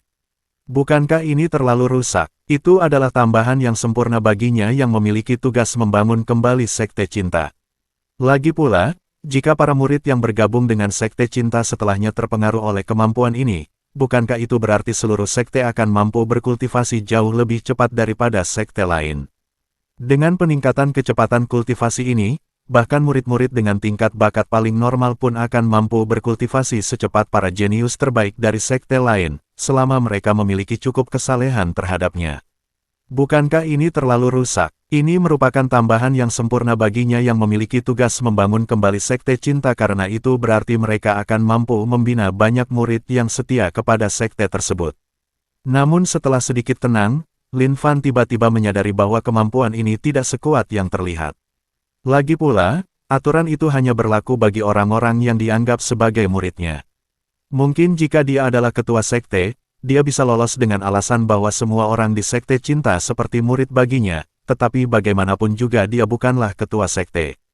Dia hanyalah murid dari ketua sekte, jadi tidak mungkin semua orang yang bergabung dengan Sekte Cinta di masa depan akan memiliki hubungan keluarga dengannya. Saat pikiran itu terlintas di benaknya, dia juga tak bisa menahan diri untuk tidak meminta Mu Baobao agar mengizinkannya menjadi pemimpin sekte. Namun, ia segera mengurungkan niatnya karena tahu bahwa itu adalah ide yang buruk. Setelah tenang, dia mulai melihat tab murid ini lagi dan dengan hati-hati memikirkan bagaimana dia bisa memanfaatkannya sebaik mungkin di masa depan. Namun, saat sedang berpikir, dia tiba-tiba menyadari sesuatu. Menerima murid pertamanya telah membuka tab murid ini, jadi apakah itu berarti ada tab lain yang bisa dibuka? Sebagai contoh, bawahan. Jika dia juga bisa memengaruhi bawahannya melalui hal ini, bukankah itu berarti dia juga bisa membantu Yue Lan memperkuat semua anggota staf di bawahnya? Namun, saat ia memikirkan hal ini, ia menyadari bahwa itu tidak akan semudah itu, jika tidak, pasti sudah terjadi. Lagi pula, ada begitu banyak bawahan di bawahnya saat ini, jadi jika ada celah seperti itu, pasti sudah terbuka sejak lama. Jadi, dia tak bisa menahan diri untuk memikirkan tab lain apa yang bisa dibuka dalam keterampilan menjinakkan pengukur cinta ini. Tampaknya masih banyak hal yang belum dia ketahui tentang kemampuan yang diberikan Dewa Bumi kepadanya, dan dia semakin penasaran karenanya. Bab 238 Rumah Besar 1. Setelah bersiap selama beberapa hari, Lin Fan keluar dari gerbang Kota Putih yang adil sendirian dan menuju ke hutan belantara. Alasan yang diberikan adalah bahwa dia akan pergi ke hutan belantara untuk misi peringkat B bagi persekutuan tentara bayaran. Meskipun banyak yang terkejut dengan fakta bahwa seorang tentara bayaran peringkat S seperti Lin Fan mau mengambil misi peringkat rendah seperti itu, mereka tidak berani mempertanyakannya. Lagi pula, dia adalah tentara bayaran peringkat S sejati dengan lisensi yang membuktikannya. Mereka tidak berhak mempertanyakan dia bahkan jika mereka memiliki keraguan.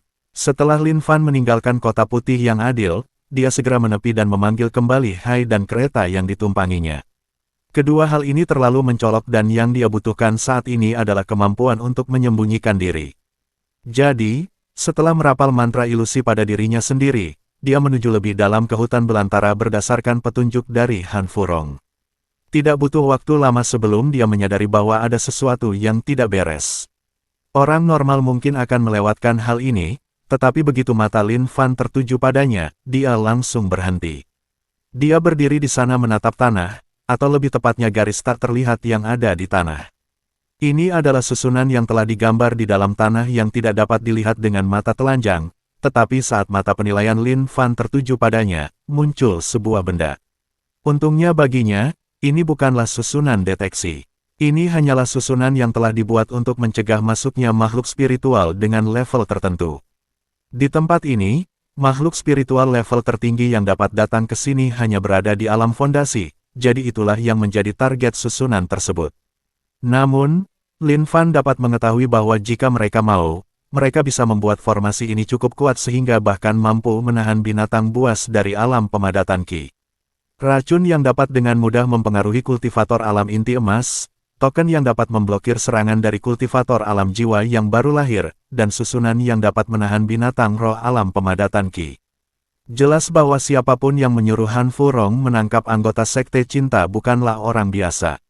Namun, mengapa mereka ingin menangkap para penyintas Sekte Cinta alih-alih membunuh mereka semua? Apakah Sekte Cinta menyembunyikan sesuatu yang penting? Lin Fan mengira bahwa kehancuran Sekte Cinta disebabkan oleh dendam, tetapi tampaknya bukan itu masalahnya. Mereka membunuh anggota terkuat Sekte Cinta dan sekarang mereka memburu anggota yang lebih lemah. Seolah-olah mereka sedang mencoba menemukan sesuatu yang disembunyikan oleh Sekte Cinta. Adakah sesuatu yang begitu berharga di antara para penerus Sekte Cinta? Lin Fan telah meneliti berbagai hal yang diwarisi Mu Baobao dan dia tidak berpikir ada sesuatu pun yang dapat menghancurkan sekte tersebut. Lagi pula, Sekte Cinta hanyalah sekte tingkat menengah, jadi warisan mereka sejak awal memang tidak terlalu hebat. Semakin dia memikirkannya, semakin bingung Lin Fan. Namun demikian, dia tidak membuang waktu dan memerintahkan Grini untuk mengerahkan pasukannya guna mencari di area sekitarnya. Karena susunan alat pengukur ditempatkan di sini, jelas bahwa seluruh ruang di dalam susunan tersebut adalah wilayah musuh. Tidak mengherankan jika mereka menempatkan semacam alat pengawasan di sini untuk memantau area ini. Lagi pula, memantau satu area jauh lebih mudah dibandingkan memantau seluruh wilayah liar. Seperti yang diharapkan, melalui indera bersama para boneka, Lin Fan mampu melihat berbagai susunan yang telah diletakkan di area ini. Susunan-susunan ini, ketika diaktifkan, akan memberitahu susunan pusat di dalam rumah besar tersebut yang akan memberitahu mereka di mana para penyusup berada. Ini mirip dengan kamera pengawasan di bumi, tetapi konsepnya tidak sama. Namun satu hal yang dimiliki oleh semua hal ini adalah titik buta. Susunan detektor ini ditempatkan berdekatan untuk membentuk jaring, tetapi susunannya tidak sempurna untuk mencakup setiap area. Lagi pula, terdapat perubahan geografi di seluruh tempat ini, sehingga mustahil untuk memprediksi seberapa luas area yang akan dicakup oleh susunan detektor tersebut. Mereka melakukan yang terbaik dengan menggunakan jaring, tetapi sekeras apapun mereka mencoba, mustahil untuk menutupi setiap noda sepenuhnya. Belum lagi ada tempat-tempat yang menurut mereka tidak perlu diawasi. Ada beberapa jurang dalam dan air terjun yang menurut mereka tidak dapat dilalui oleh kultivator tingkat kultivasi rendah, jadi mereka tidak memasang susunan pertahanan di sana. Singkatnya, siapapun yang memasang jaringan pengawasan ini telah melakukan pekerjaan yang ceroboh. Namun, hal itu justru membuat Lin Fan senang karena mempermudah pekerjaannya. Dengan informasi yang ia terima dari boneka-boneka itu, ia dapat dengan mudah menemukan jalan menuju pusat untuk dirinya sendiri. Dia belum mengirimkan boneka-boneka itu ke tengah karena dia masih memeriksa seberapa lebar formasi penolak binatang buas spiritual itu. Tetapi sekarang setelah dia selesai memeriksa susunan ini dan susunan pengawasan, dia tidak ragu untuk mengirimkan boneka-boneka itu masuk. Ketika dia tiba di dekat pusat susunan tersebut, boneka-bonekanya telah selesai mengintai rumah besar yang berada tepat di tengah susunan itu. Yang mengejutkan, tidak ada apapun di rumah besar itu sejauh yang dapat dilihat oleh para boneka. Mereka telah menyelinap melalui jaringan pemantauan rumah besar itu dan telah menggeledah berbagai halaman, tetapi mereka tidak dapat menemukan satu pun barang. Seolah-olah tidak ada seorang pun yang tinggal di rumah besar ini sama sekali. Namun yang aneh adalah mereka juga tidak menemukan jejak debu sedikit pun di sana. Jadi, jika tidak ada yang tinggal di sini, siapa yang membersihkan tempat ini? Itu sama sekali tidak masuk akal kecuali ada hantu yang tinggal di sini. Saat Lin Fan memikirkan hal ini, dia sebenarnya merenungkan apakah itu benar karena tempat ini adalah dunia kultivasi. Memang ada hal-hal seperti hantu yang telah dia konfirmasi dengan perpustakaan catatan sekte cinta yang dimiliki Mu Bao Bao. Jadi mungkinkah memang ada hantu yang tinggal di sini? Tidak, dia menepis pikiran itu karena jika memang ada hantu, dia pasti sudah melihatnya dengan mata penilaiannya. Jadi pasti ada hal lain yang istimewa tentang rumah besar ini. Bukan karena dia takut hantu sama sekali. Benar, hanya saja ada sesuatu yang aneh dengan rumah besar itu. Sambil menarik napas dalam-dalam untuk menenangkan diri, Lin Fan mulai merencanakan rutenya menuju rumah besar ini. Setelah berpikir sejenak, Lin Fan memutuskan bahwa dia akan memiliki dua target saat ini. Han Furong mengatakan bahwa murid-murid sekte cinta yang telah ia tangkap semuanya telah dikirim ke rumah ini dan ditahan di sini. Jadi, kecuali mereka telah dipindahkan sebelum Lin Fan tiba, mereka seharusnya masih berada di rumah ini. Kedua, tujuannya adalah untuk menemukan sistem kendali utama untuk rangkaian pengawasan tersebut. Dia telah mencari ke seluruh rumah besar itu dan tidak dapat menemukannya. Dia tahu pasti ada seseorang di sana meskipun tampaknya tidak ada seorang pun di rumah besar itu. Belum lagi, jika dia ingin menyelamatkan para murid sekte cinta yang terjebak, dia perlu menonaktifkan sistem pengawasan ini untuk mengeluarkan mereka. Jadi, baginya perlu menemukan sistem pengawasan ini apapun yang terjadi. Namun setelah mencari, selama hampir setengah jam, dia masih belum menemukan satupun target yang diinginkannya. Seolah-olah tidak ada apapun di sini, seolah-olah tidak pernah ada apapun di sini. Lin Fan bahkan mulai ragu apakah Han Furong telah berbohong kepadanya. Tidak, jika Han Furong berbohong kepadanya, lalu dari mana asal rumah ini dan mengapa seseorang memasang susunan yang akan menjauhkan makhluk spiritual dari sini? Saat ia memikirkannya, satu-satunya kemungkinan yang terlintas di benaknya adalah bahwa ini adalah kediaman seorang ahli tersembunyi yang telah ia datangi karena tertipu. Jika memang demikian, lalu ketika sang ahli kembali dan mendapati Lin Fan sedang mengintai, bukankah itu pertanda buruk? Lin Fan merasa kemungkinan ini semakin besar saat ia memikirkannya dan ia berencana untuk melarikan diri, tetapi sebelum ia sempat melakukannya, ia menemukan sesuatu. Kejadian itu tiba-tiba, tetapi dia kehilangan kontak dengan salah satu boneka yang sedang menjelajahi salah satu halaman. Itu terjadi tiba-tiba tepat di tengah halaman di mana tidak ada yang aneh di sana, tetapi selama beberapa detik, kontak terputus dengan nyamuk yang terbang di sana. Butuh beberapa detik sebelum koneksi terjalin kembali, tetapi hal ini menarik perhatian Lin Fan. Dia mengirim nyamuk itu kembali ke tempat asalnya ketika kehilangan kontak dengannya, dan kemudian hal yang sama terjadi lagi di mana dia kehilangan kontak dengannya. Sekali lagi, setelah beberapa detik koneksi kembali terjalin, tetapi Lin Fan tahu bahwa dia telah menemukan sesuatu. Jadi dia mengirim beberapa boneka lain ke sana dan sementara yang lain mengamati, dia mengirim boneka pertama ke tempat yang sama seperti sebelumnya. Kemudian melalui boneka-boneka lainnya, dia menyaksikan nyamuk itu menghilang begitu saja. Itu saja, dia tahu pasti ada sesuatu di sana. Bab 239 Manor 2. Setelah beberapa detik, nyamuk itu muncul lagi dan seolah-olah muncul begitu saja dari udara. Tentu saja, Lin Fan tidak melanjutkan eksperimennya karena dia tidak tahu apa yang ada di sisi lain, jadi dia mulai mencari petunjuk di halaman itu sendiri. Namun, seberapapun ia mencari, ia tidak dapat menemukan apapun. Sampai suatu ketika ia memfokuskan perhatiannya pada salah satu nyamuk dan memperhatikan sesuatu. Susunan ilusi fantasi, mengumpulkan energi spiritual di sekitar susunan untuk menciptakan ilusi yang membingungkan indera. Dapat digunakan untuk menipu mereka hingga alam inti emas. Itu adalah susunan yang lain. Mengapa dia tidak memikirkan hal ini? Sebelumnya sudah ada berbagai macam arai yang digunakan, jadi mengapa tidak bisa ada arai yang digunakan untuk menyembunyikan sesuatu? Sekarang masalahnya adalah bagaimana cara melihat isi dari arai ini. Susunan ini cukup kuat sehingga memutuskan hubungan indera spiritual antara boneka-boneka itu dan Greenie, jadi jika dia terus mencoba menggunakan boneka-boneka itu untuk mengintai, itu tidak akan berpengaruh. Setelah berpikir sejenak, tiba-tiba ia teringat sesuatu dan memutuskan untuk mengujinya. Jadi Greenie mengirimkan boneka lain, tapi yang ini istimewa. Itu adalah salah satu boneka yang memiliki biji khusus di dalamnya yang akan berfungsi sebagai antena untuk Greenie. Lin Fan berharap bahwa dengan boneka ini sebagai penghubung, indera spiritual Greenie akan dapat memasuki susunan tersebut dan terhubung dengan boneka-boneka itu. Kalau tidak, dia benar-benar tidak tahu harus berbuat apa. Lagi pula, akan sangat gila jika ia menerobos masuk ke rumah besar itu sendiri, itu sama saja dengan mencari kematiannya sendiri. Namun, tanpa memastikan apa yang ada di dalamnya, dia juga tidak bisa memastikan apakah Han Furong telah berbohong kepadanya atau tidak. Dia ingin menyelamatkan para penyintas sekte cinta, tetapi itu tidak mungkin jika dia bahkan tidak tahu apakah mereka ada di sini atau tidak. Jadi dia berharap ini akan berhasil. Untungnya dia tidak kecewa dan memang berhasil. Dengan boneka khusus itu terdapat antena, yang menciptakan zona di mana indera spiritual Greenie dapat terhubung dan dia mampu menghubungkan inderanya ke boneka-boneka itu melalui Greenie, meskipun susunan antena masih terpasang. Yang mengejutkannya, tidak ada apapun di dalam susunan itu selain sebuah bangunan kecil.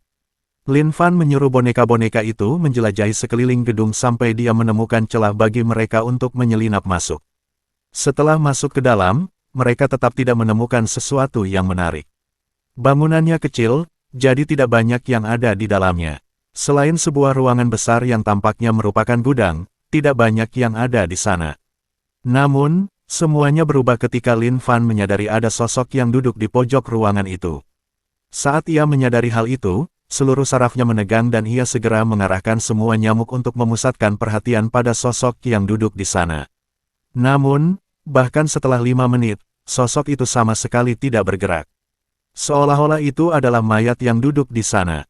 Namun hal itu juga membuat Lin Fan khawatir karena mungkin itu adalah mayat para penyintas sekte cinta. Jadi, setelah memastikan bahwa tidak ada hal lain dan sosok itu masih tidak bergerak, Lin Fan menyuruh nyamuk-nyamuk itu bergerak lebih dekat sampai dia bisa melihat sosok itu dengan jelas. Ternyata, itu bukanlah manusia sama sekali, melainkan boneka yang duduk di sana. Di sekelilingnya di lantai terdapat berbagai susunan yang tampaknya terhubung ke satu susunan pusat tunggal yang berada di tengahnya. Jika Lin Fan harus menebak apa ini, dia akan menduga bahwa ini kemungkinan besar adalah pusat kendali untuk sistem susunan pengawasan. Semua susunan yang lebih kecil yang terhubung ke yang lebih besar kemungkinan besar adalah penerima dari berbagai susunan pengawasan yang telah dipasang di sekitar rumah besar itu. Yang berada di tengah tempat boneka itu duduk seharusnya menjadi susunan pengendali. Satu-satunya hal yang membingungkan Lin Fan adalah bagaimana mereka akan menggunakan boneka itu untuk mengendalikan semuanya. Seperti yang dia duga, ketika dia menggunakan mata penilaiannya, terbukti bahwa memang demikian adanya. Boneka itu tampaknya juga memiliki sesuatu yang menciptakan koneksi spiritual yang memungkinkan pemilik boneka untuk terhubung dengannya dari jarak jauh.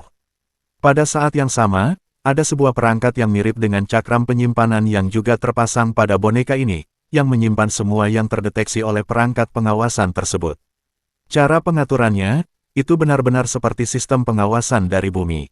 Namun setidaknya ini memberitahu Lin Fan bahwa tidak ada seorang pun yang secara fisik berada di sini mengawasi orang-orang dari sekte cinta, atau mereka tidak akan meninggalkan boneka seperti ini. Jadi itu adalah keuntungan yang akan dia miliki ketika dia menyelamatkan mereka. Satu-satunya masalah saat ini adalah dia tidak tahu di mana orang-orang dari sekte cinta berada. Ada dua cara yang bisa dia lakukan untuk itu. Pertama, dia bisa terus mencari di rumah besar itu sampai dia menemukan susunan yang menyembunyikan penjara. Tetapi tentu saja, kelemahan dari cara ini adalah tidak pasti bahwa susunan yang dia temukan akan menyembunyikan penjara.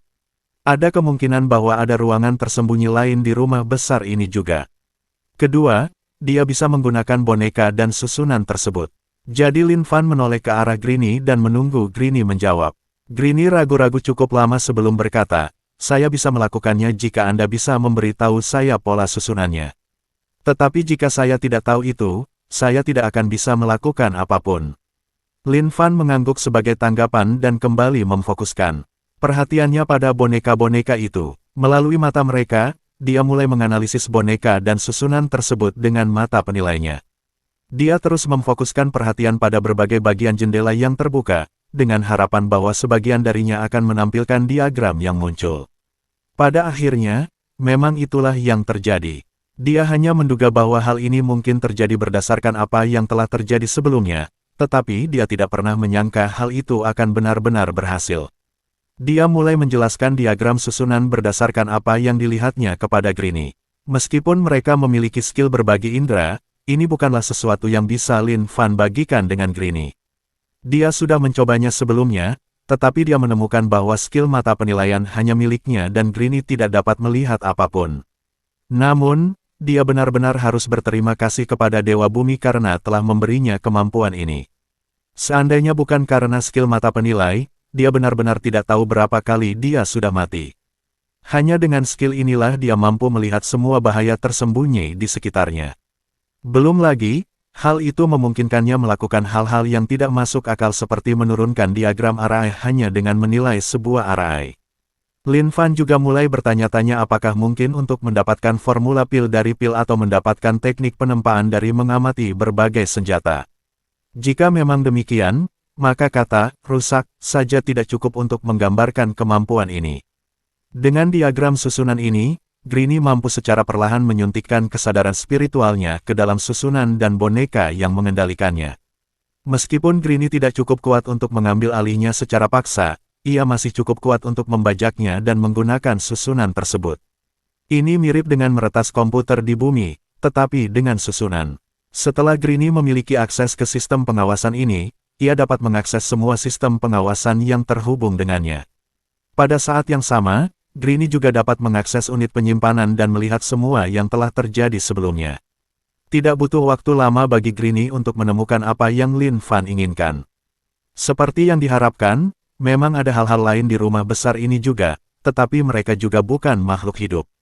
Ada boneka-boneka lain yang berpatroli di area ini dan setelah patroli mereka selesai, mereka akan masuk ke ruangan tersembunyi tempat mereka beristirahat. Ternyata memang ada banyak ruangan tersembunyi yang berbeda seperti yang Lin Fan duga, tetapi untungnya semua ruangan tersembunyi ini juga dilengkapi dengan susunan pengawasan. Tidak butuh waktu lama bagi Greenie untuk menemukan para sandera yang ditahan di penjara tersebut. Lin Fan bahkan mampu berbagi indera penglihatannya dengan Greenie untuk melihat para tawanan melalui susunan pengawasan. Ketika melihat itu, dia bisa tahu bahwa mereka adalah para penyintas dari Sekte Cinta karena mereka memiliki ciri-ciri yang mirip dengan yang diceritakan Mu Bao Bao kepadanya. Ketika Han Furong memberitahu mereka siapa saja yang telah ditangkapnya, Mu Bao Bao memastikan untuk memberikan deskripsi yang jelas tentang masing-masing dari mereka berdasarkan apa yang dia ingat.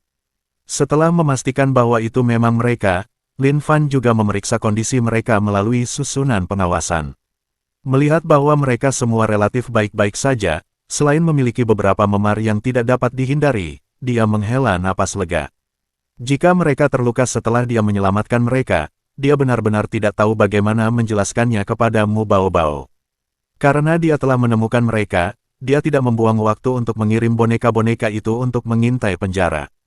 Lagi pula, susunan pengawasan itu tidak dapat memberitahunya segalanya tentang penjara, dia hanya dapat melihat beberapa bagian penjara dan bukan semuanya.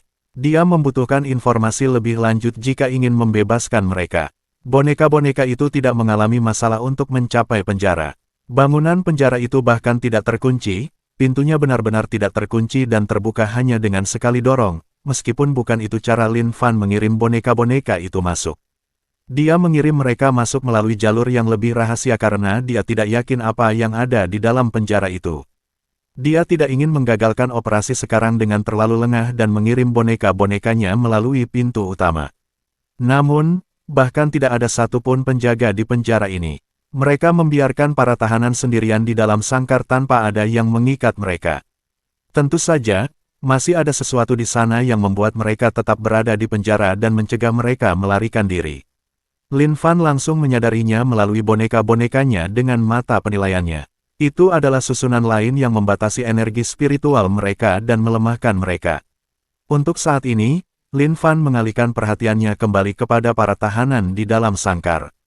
Namun, saat mata boneka-bonekanya tertuju pada mereka, dia tak bisa menahan diri untuk mengerutkan alisnya. Ini, bab 240 Rumah Besar 3. Mereka sudah lupa berapa lama mereka berada di penjara ini. Orang yang tiba lebih dulu adalah kakak laki-laki mereka, Ying. Kemudian satu persatu, mereka ditangkap dan dibawa ke rumah besar ini oleh seseorang yang mereka kira adalah sekutu. Pengkhianat itu, Han Furong. Mereka mengira telah menemukan tempat berlindung yang aman, tetapi itu hanyalah jebakan. Sekarang mereka semua terjebak seperti lalat di perangkap lalat di penjara ini. Selama berada di sini, mereka tidak diberi makanan atau air sama sekali. Untungnya mereka adalah kultivator yang kuat, jika tidak, mereka pasti akan mati karena kekurangan makanan dan air. Namun, masalahnya adalah meskipun mereka adalah kultivator yang kuat, ada susunan di sini yang menekan kekuatan mereka. Jadi, meskipun mereka semua berada di alam pemadatan Qi, mereka tetap selemah manusia biasa saat ini. Kakak senior, adik perempuan Si semakin lemah. Apa yang harus kita lakukan? Kakak laki-laki Ying menggigit bibirnya sambil menatap adik perempuannya. Wajahnya semakin pucat dan jelas bahwa dia tidak akan mampu bertahan lebih lama lagi. Mereka telah mencoba memberinya air sebanyak mungkin yang bisa mereka kumpulkan, tetapi dia tetap semakin lemah. Jika ini terus berlanjut, sangat mungkin dia akan. Seandainya bukan karena susunan sialan ini, mereka tidak akan berada dalam situasi ini. Sebagai kultivator tingkat tinggi, mereka secara alami membutuhkan makanan dan air lebih sedikit daripada manusia biasa. Meskipun mereka belum sepenuhnya mandiri dalam hal makanan dan air, mereka akan mampu bertahan lebih lama daripada orang biasa. Namun, dengan adanya susunan penghalang yang menekan kultivasi mereka, mereka kekurangan energi spiritual untuk mempertahankan diri. Hal itu membuat mereka lebih bergantung pada makanan dan air untuk mendapatkan energi, tetapi mereka sama sekali tidak memiliki itu. Kakak senior Ying membanting tinjunya ke palang di depannya. Apapun yang terjadi, dia tidak akan membiarkan sesuatu terjadi pada adik-adiknya. Dia adalah kakak tertua mereka, jadi dia akan menjaga mereka tetap aman apapun yang harus dia lakukan. Saat pikiran itu terlintas di benaknya, kakak senior Ying tak kuasa menahan diri untuk tidak menatap tangan kirinya. Dia kidal, jadi biasanya dia hanya menggunakan tangan kanannya. Tentu saja, dia tidak akan merasa kehilangan tangan kirinya jika hilang. Lalu matanya beralih menatap batu tajam yang mereka gunakan untuk memecahkan jeruji besi, yang tergeletak di sudut. Itu seharusnya cukup tajam untuk melakukannya. Melihat kemana matanya tertuju, adik perempuannya, Yu, dengan cepat berdiri di antara dia dan batu tajam itu dengan kedua tangannya terentang. Melihat ini, kedua adik laki-lakinya yang lain juga segera maju dan berdiri di belakangnya. Adik perempuan Yu berkata, "Kakak, kau tidak bisa memutuskan itu sendirian." Kemudian setelah jeda, dia berkata, "Kita sudah membahas ini, jika memang sampai pada tahap itu, kita akan berdiskusi di antara kita siapa yang akan berkorban. Kita tidak bisa membiarkanmu berkorban sendirian." Cara dia memandanginya bukan sekadar cara seorang junior memandang senior, ada emosi lain yang terpancar dari matanya saat dia menatapnya. Kedua adik laki-laki lainnya juga mengangguk setuju. Kakak Ying memandang mereka bertiga, tetapi sebelum dia bisa berkata apa-apa, adik perempuannya Si yang terbaring di tanah tanpa tenaga tiba-tiba membuka matanya. Dia berusaha menoleh ke arahnya sebelum berkata, "Kakak, kau sudah berjanji."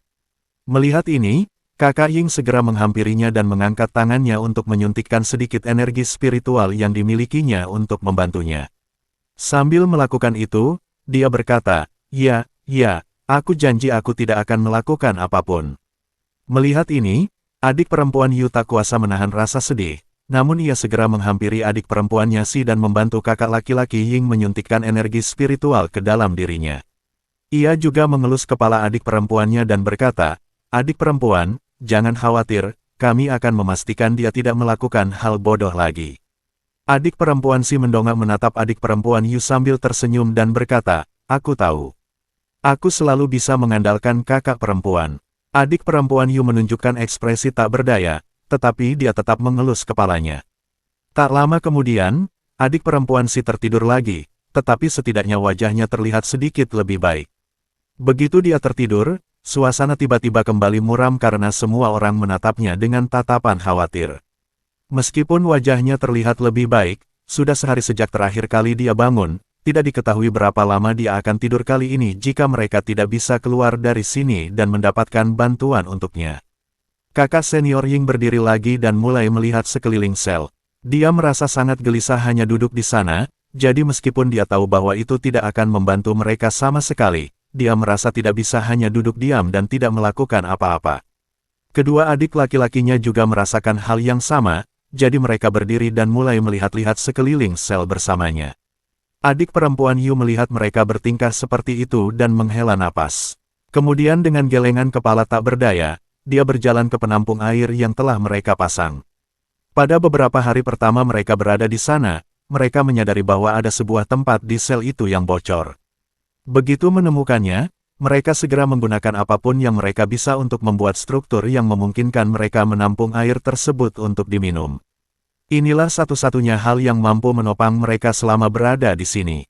Mereka tidak tahu berapa lama waktu telah berlalu, tetapi antara saat kakak laki-laki Ying tertangkap dan adik perempuan Si tertangkap, setidaknya 1 bulan telah berlalu.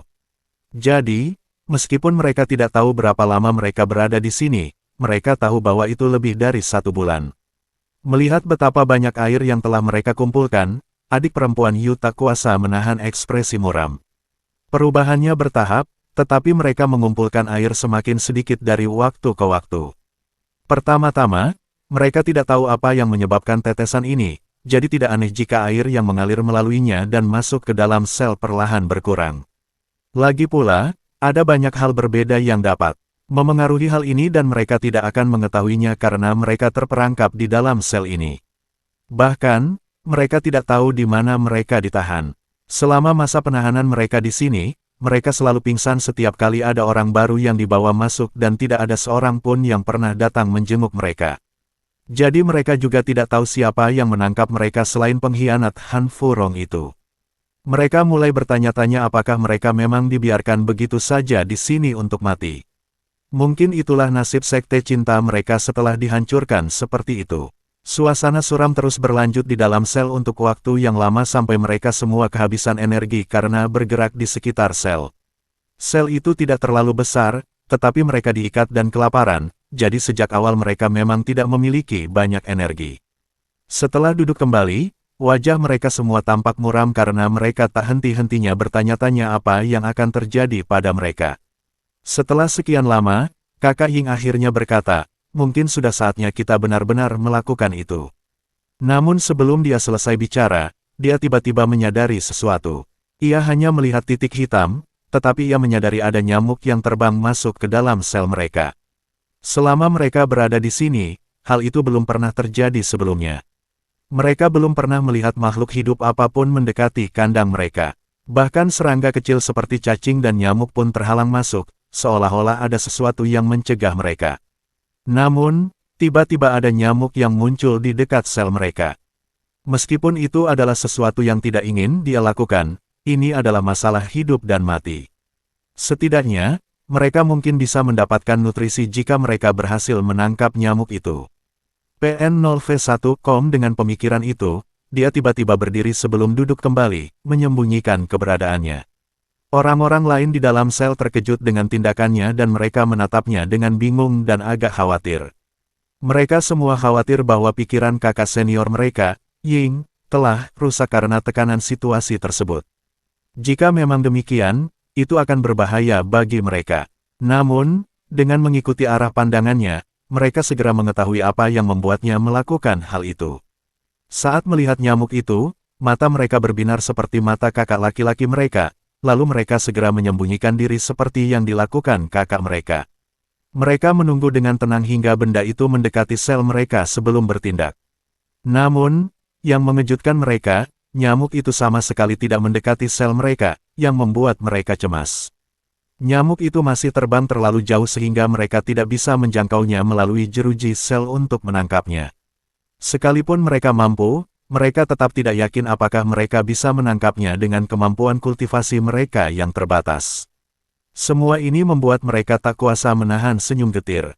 Mereka adalah para kultivator hebat dan sekarang mereka khawatir tentang bagaimana menangkap nyamuk untuk makanan. Ini benar-benar pukulan berat bagi mereka, tetapi harga diri tidak penting ketika menyangkut hidup dan mati, jadi mereka bertahan. Mereka tetap diam dan menunggu nyamuk itu mendekat. Namun, meskipun begitu, nyamuk itu tidak pernah mendekat sedikitpun. Pesawat itu terus terbang dalam formasi yang sama berulang kali, seolah-olah ada sesuatu yang menarik perhatiannya. Jadi, meskipun mereka tahu bahwa mereka harus tetap tenang, mereka tidak bisa menahan rasa khawatir karena setiap detik yang berlalu, adik perempuan mereka semakin lemah. Kedua adik laki-laki itu bahkan menoleh untuk melihat batu-batu yang telah mereka kumpulkan, berpikir bahwa mungkin akan lebih baik jika mereka menggunakannya. Tetapi sebelum mereka dapat melakukan apapun dengan batu-batu itu, kakak laki-laki Ying tiba-tiba mengangkat tangannya untuk menghentikan mereka. Ia juga merasa aneh bahwa nyamuk itu tidak pernah mendekat, jadi ia mulai mengamati pola terbangnya dengan saksama. Saat ia melakukannya, ia menyadari bahwa nyamuk itu sebenarnya terbang dengan pola yang seolah-olah mengirimkan pesan kepada mereka. Ketika dia mengamatinya lebih dekat, dia menyadari bahwa benda itu terbang di atas diagram sel mereka dan terus menunjuk ke titik tertentu di dinding sel, seolah-olah menyuruh mereka untuk pergi dan melihat ke sana. Tapi mengapa nyamuk ini melakukan hal seperti ini? Semua yang lain kembali menatap kakak senior mereka, Ying, dengan tatapan khawatir ketika dia tiba-tiba bergerak ke tempat yang ditunjuk nyamuk itu, tetapi dia mengabaikannya. Ketika dia datang, dia menemukan bahwa dinding di sana sebenarnya memiliki batu bata yang longgar yang bisa dia singkirkan. Ini, selanjutnya bab 241 Manor 4.